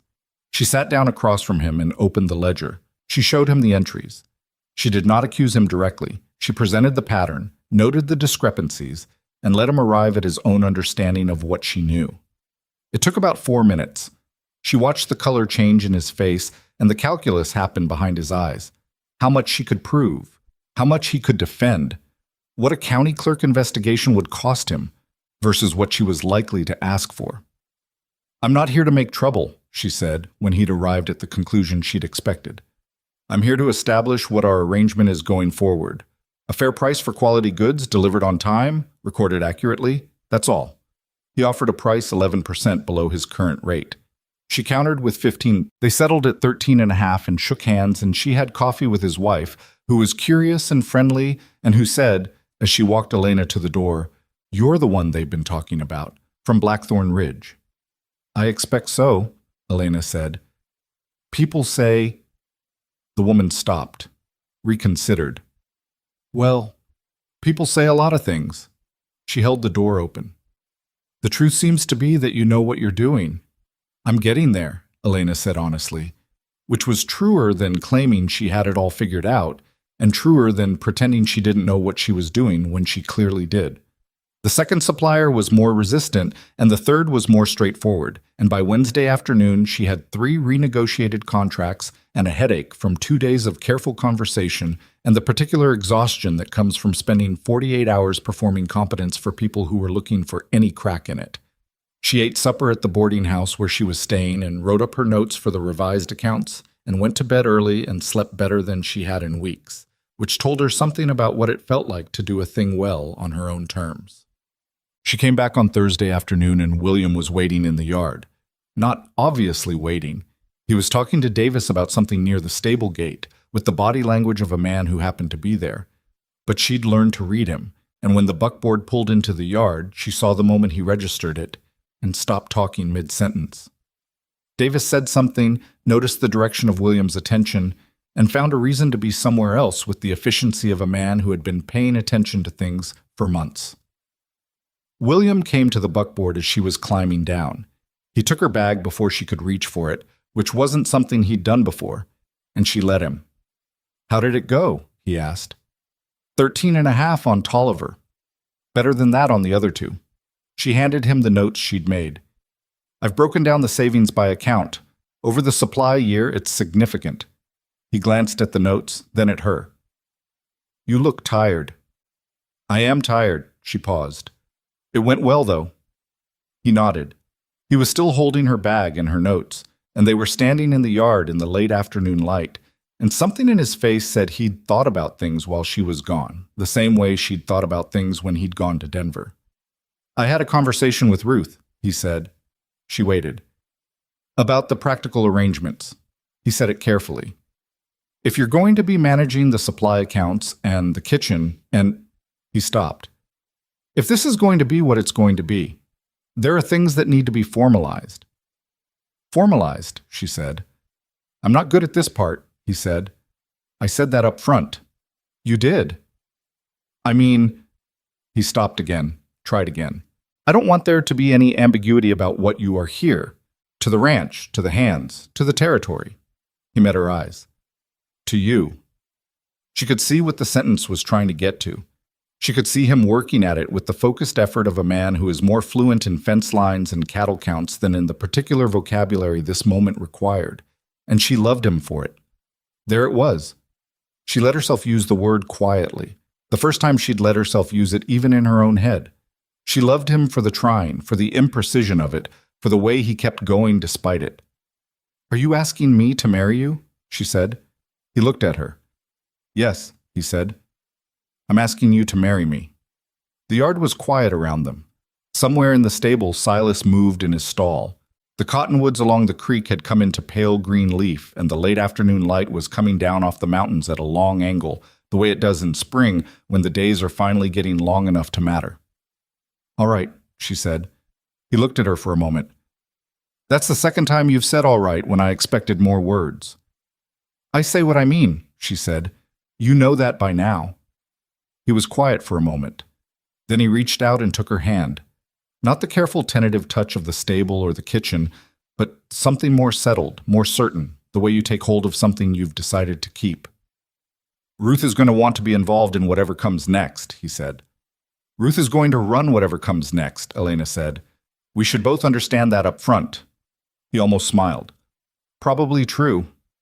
She looked at the ranch, the house, the stable, the barns, the pastures running out to where the mountains began their climb. The place she'd been afraid to hope for. The place she'd walked into with a bag and a crate of turnips and the stubborn, practical courage of someone who had survived enough hard seasons to know that survival was a starting point, not an ending. "There's still the farrow situation," she said, "and the spring cattle contracting. And I need to talk to Davis about the revised supply numbers before he meets with the buyers next month." "Elena," William said. "Yes." "Can the supply numbers wait 20 minutes? She looked up at him. "I'd like to stand here for 20 minutes, he said, "without solving anything." She looked at him, this hard, guarded, complicated man who came to her kitchen because it was the one room where he didn't have to be the man who owned everything, who ate apple pie standing at her work table and asked questions like he'd been waiting a long time for honest answers, who had ridden to Denver and come back with a land attorney's solution and stayed in a yard in the cold because he was waiting for a buckboard and wouldn't have admitted it to anyone who asked. She held his hand. 20 minutes, she said. The mountains held the last light of the afternoon on their peaks, white and indifferent and enormous. And below them, Blackthorn Ridge went about the unhurried business of a working ranch in spring. And two people stood in the yard holding on to something they'd each been a long time finding, and the 20 minutes passed the way good things pass, too quickly, and not quickly enough, and exactly as long as they needed to be. They were married in June, on a Saturday morning when the weather finally decided to cooperate. Ruth had managed the arrangements with the focused efficiency of a woman who had been waiting 22 years for something worth arranging, and she did not ask for opinions so much as deliver decisions in a tone that made opinions feel unnecessary. The ceremony was small, a justice of the peace from Rifle, the ranch hands cleaned up and uncomfortable in their good shirts, Davis standing at the back with his hat in both hands, looking like a man attending something he was genuinely glad about, but wouldn't have said so out loud. Ruth herself wore a dark green dress that Elena had never seen before and suspected had been kept for exactly this kind of occasion. Elena wore her best dress, which was not particularly fancy, and she didn't apologize for that. She'd written to her parents in April, when things were settled enough to put into a letter. Her mother wrote back in the careful handwriting of someone who didn't write letters often, 2 pages that said more in what they didn't say than in what they did. Something about being glad, about her father reading the letter twice, about the green fabric dress that still fit if she didn't breathe too deeply. Elena had laughed at that, alone in her room, the first real laughing alone laugh she'd had in a long time. Her parents couldn't make the journey from Bent Creek in time. That was a true thing, and it sat with her as true things do. Not crushing, but present. She'd learned that you could hold an absence and a happiness at the same time without one canceling the other. That was one of the things the drought years had taught her, and it turned out to be useful in ways she hadn't foreseen. She thought about her mother during the ceremony, thought about her standing at the window of that small kitchen in Bent Creek, reading a letter from her daughter. She hoped her mother understood that this wasn't a thing that had happened to Elena, a rescue, a fortunate circumstance, a woman from nowhere who'd gotten lucky in a rich man's house. She hoped she understood that it was something Elena had built, one morning at a time, the same way you build anything worth having, with your hands and your attention and the willingness to keep going when it would have been easier to stop. William held her hand through the whole of it, and when the justice of the peace finished, he looked at her with the expression she'd first seen in the kitchen the morning she'd wrapped his rope-cut hand. That open, unguarded look that she understood now was the rarest thing he had to give anyone. "All right," he said quietly, just to her. "All right," she said. The territory didn't transform overnight. She'd never expected it to.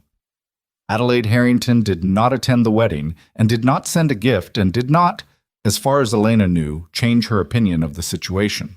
Some opinions are structural, built into how a person understands the world, and no amount of evidence revises them because the evidence was never the point. Elena had made her peace with that. You couldn't spend your life trying to move walls that weren't going to move. You worked around them and kept going. What changed was more gradual and more real than a sudden shift in opinion. It happened the way most genuine changes happen, in small increments that you only recognize as change when you look back at where you started. The Rifle General Store was the first place she noticed it. The woman who had turned away from her in February, her name was Vera Oakes, wife of a small rancher to the north, passed her in the dry goods aisle in July and said good morning with the slight stiffness of someone making an effort, but she said it. Elena said good morning back with the same even courtesy she gave everyone, and they went about their separate business, and the next time they crossed paths 2 weeks later, the stiffness was a little less. It wasn't warmth. Elena wasn't expecting warmth, but it was the acknowledgement that she existed and had a right to exist in the spaces she occupied, and in the territory's social economy that was worth something. Davis, she discovered, had been quietly managing the narrative in his own way. He was not a man who gossiped. She'd never seen him volunteer information about anything. But he spoke to suppliers, to neighboring ranch foremen, to the men at the cattle exchange, in a way that made clear without editorializing that Blackthorn Ridge was well run, and that the woman managing its accounts knew what she was doing. She found this out through Cody, who found out everything eventually, and delivered it with the particular pleasure of a man who enjoys a good outcome without needing to have caused it. Davis told Emmett Proctor at the Spring Exchange, Cody said one morning, leaning against the kitchen doorframe, that the revised supply figures saved the ranch enough in the first quarter to absorb the losses from the February storm without touching the wage reserves. Elena was at the work table going through the summer planting yields. Davis told Emmett Proctor that. Word for word, apparently. She thought about Davis, his economy of speech, his careful attention, the way he'd been running this ranch with quiet competence for a decade and understood its value better than most people who'd tried to speak to it. "Tell Davis I said thank you," she said. "Tell him yourself," Cody said. "He'd hear it better from you." She did. She found Davis in the stable on a Tuesday afternoon and told him plainly that she appreciated what he'd said to Proctor, and that she knew it had cost him something in terms of how carefully he normally guarded his words. Davis looked at his boots for a moment. "The ranch is stronger than it was 6 months ago," he said. "That's a fact. Facts are worth saying." She nodded. "And," he added with the air of a man spending a word he'd been saving, "you're good for him. He's easier to work for than he used to be. Less," he paused, "less like a man who's angry at something he can't name." She didn't say anything to that, but she carried it with her for the rest of the day, turning it over in the quiet moments, because it was the truest accounting she'd gotten from anyone who wasn't Ruth or Cody, and it came from a man who didn't say things he didn't mean. The letter from Charlotte Harrington arrived in August. Elena recognized the handwriting on the envelope. She'd seen it once, on a calling card that Charlotte had left at the house in October, back when Elena had been the cook and Charlotte had been the prospective match, and neither of them had known yet what the year would bring.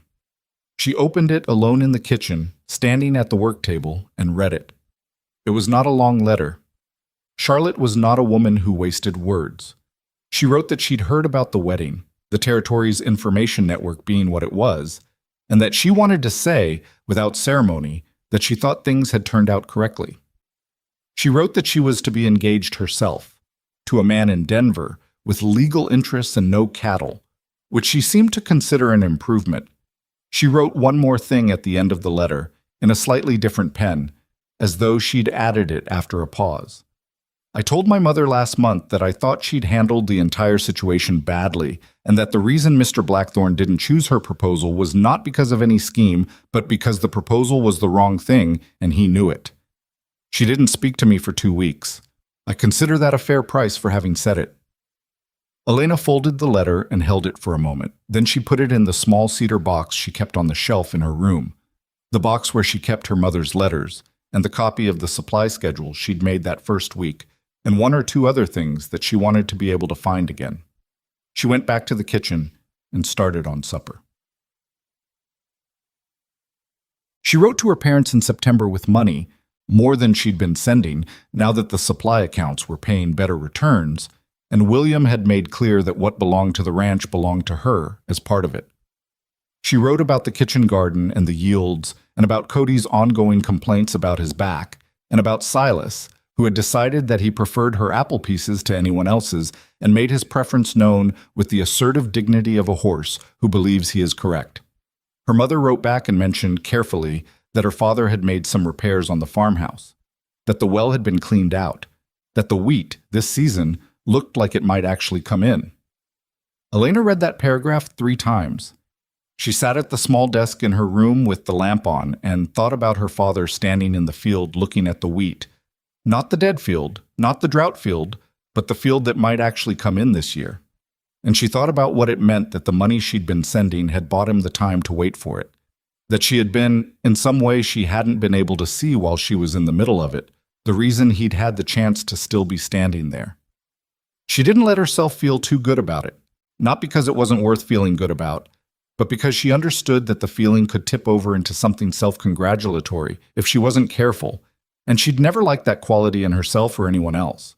What she let herself feel was something quieter, a settling, the way something settles when it's finally in the right place. She sealed the letter and went to find William. He was in the study, going through the fall contracting figures the way he always went through them, methodically, column by column, with the lamp pulled close and his reading glasses on the end of his nose, which he still seemed faintly embarrassed about despite the fact that she'd known about the glasses since February and had never once commented on them. She leaned in the doorway. "My father's wheat is coming in," she said. He looked up over the glasses. "Good news." "Yes." She came in and sat in the chair across from the desk. Her chair now, the one that had slowly become hers over months of evenings spent in this room, and tucked her feet under her. "I was thinking about what I want to do about their situation." "Tell me." She'd been thinking about it since September, turning it over with the same methodical attention she gave to supply figures and planting schedules. "The mortgage on the property," she said. "I want to pay it down." Not all at once. That would embarrass my father, and he'd find a way to not accept it. But if the payment came through the ranch accounts as a loan for farm improvement, with a repayment schedule he could actually manage, it would be— She paused. He'd see it as a proper arrangement, something he could keep his dignity about. William looked at her for a moment. You've already thought through the structure. I have. He took off the reading glasses and folded them. Then let's set it up, he said. I'll have Davis draw the paperwork. She looked at him across the desk. He said it the way he said most things she brought to him, not as a favor, not as generosity toward someone who should be grateful, but as a practical thing that made sense and needed doing. She'd learned to value that quality in him more than she could easily explain to someone who hadn't experienced the alternative. Thank you, she said. It's a good structure, he said. Your father will keep his self-respect and the debt will actually get paid. That's sensible. He put the glasses back on and turned back to the contracting figures, which was his way of saying that the matter was handled and they could move on. She'd learned that too. She stayed in her chair with her feet tucked under her and listened to the scratch of his pen and the wind outside doing its September business with the aspens, and the ranch settled around them into its evening sounds, the distant movement of cattle, the bunkhouse door, the cottonwoods along the creek. Mount. People in the territory would tell the story of William Blackthorn and Elena Whitmore for a long time after, the way people tell stories about things that disturbed their sense of how the world was ordered and then somehow landed in a place they hadn't predicted. The version Adelaide Harrington told was not generous, but it had grown quieter over the years, the way stories do when the facts keep refusing to line up with the narrative. The version Vera Oakes told, The Woman from the General Store, was more complicated and more honest, having evolved through direct observation of Elena managing supply accounts and kitchen logistics, and the occasional crisis with the competence of someone who had been doing hard things her whole life. The version Cody told, at the Rifle Saloon on nights when someone brought it up, was the simplest and probably the closest to true. That a woman showed up at a ranch and did her job well and treated people with respect and turned out to be exactly what she appeared to be, and that a man who had been running from his own life for 3 years finally stopped running, and that the rest of it was just the territory being slow to catch up with something that had already happened. Elena would not have quarreled with that version. What she knew, from the inside of it, was something more specific and less tidy. She knew that belonging was not a thing that was given to you, not by a wealthy husband, not by a territory's approval, not by any arrangement or alliance or fortunate circumstance. You built it the same way you built anything else that lasted, with attention and labor and the willingness to be honest about what you were doing and why. She had not arrived at Blackthorn Ridge to find something. She had arrived with nothing and made something which was different and harder and worth more. She had learned, too, that the people who told her she didn't belong somewhere were usually wrong, not because belonging was a right she was owed, but because belonging was a thing she was capable of building, and she'd done it, and the evidence was in the kitchen garden and the supply ledgers and the renegotiated contracts and the revised wood stacking in the shed, and the way the 18 ranch hands who had once looked at her with guarded uncertainty now came to the kitchen with their small problems as well as their hunger, because they'd learned, the way you learn what a place is by living in it, that she was someone you could bring a problem to. William knew things about her that no one had known before, because she'd told him in the slow accumulated hours of kitchen evenings and early mornings and long winter nights. She knew things about him, about Margaret, about his father and the horse, about the particular weight of a kingdom built alone, that he'd carried by himself for years before he'd found a room where he could put them down for a while. That was what love was, and the daily version of it that she'd come to understand was the only version that actually mattered. Not the dramatic thing, not the feeling in the chest during a storm at 2 a.m, though that was part of it. The daily version, knowing where the other person's wounds were, and not pressing on them carelessly. Learning what they needed before they said it, sitting across a work table in the lamplight with your separate work, in comfortable silence, and understanding that the silence was its own kind of conversation. It wasn't perfect. She hadn't expected it to be and didn't want it to be. William still went too quiet sometimes when things were hard, still sometimes came to breakfast already. Somewhere else in his head, in a way that meant the morning passed without a real word between them. She still had days when she looked at the mountains and felt the particular loneliness of a person far from where they started, when she missed her mother's kitchen and the smell of the green dress and the small certainties of a life she'd left behind. You didn't get the good things without the weight of them. She'd learned that early, in drought country, and it remained true in all the country she'd lived in since. One evening in October, just over a year from the day she'd arrived, she stood in the kitchen garden at dusk, turning the last of the season's soil over, getting it ready for winter. The mountains were doing the thing they did in October, going amber and rose in the last light, the aspens and the lower canyons having turned so that the hillsides were lit up gold against the dark of the pines. The creek was low and quiet. The smoke from the kitchen range carried across the yard in a thin line. She stood there with her hands dirty and her back aching from the afternoon's work, and looked at all of it. A year ago she had stood in front of this house with a bag at her feet, and the wind pulling her hair loose, and the specific terror of someone who has bet everything on a single outcome, and is not yet sure the bet was sound. She had a different terror now. Not the sharp fear of uncertainty, but the slower, more complex fear that comes from having something worth losing. She suspected she would carry that fear for the rest of her life, the way you carry anything real. She didn't mind it. It was the correct weight for the correct thing. She heard the back door of the kitchen open and William's boots on the stone path. And she didn't turn around yet, just listened to him come across the yard and stop behind her. "Supper's getting cold," he said. "I know." She looked at the mountains a moment longer. "I was just—" She stopped. "I know," he said. "I saw you from the window." She turned around then. He was standing there in the evening light, this hard, complicated man with his rope-scarred hand and his reading glasses he was still faintly embarrassed about, looking at her the way he'd learned to look at her, without the old guardedness, without the careful distance, with the open and slightly wondering expression of someone who had gotten something he wasn't sure he deserved, and had decided to be grateful for it anyway, every day, rather than spend his time worrying about whether it would last. "Come inside, he said, and held out his hand.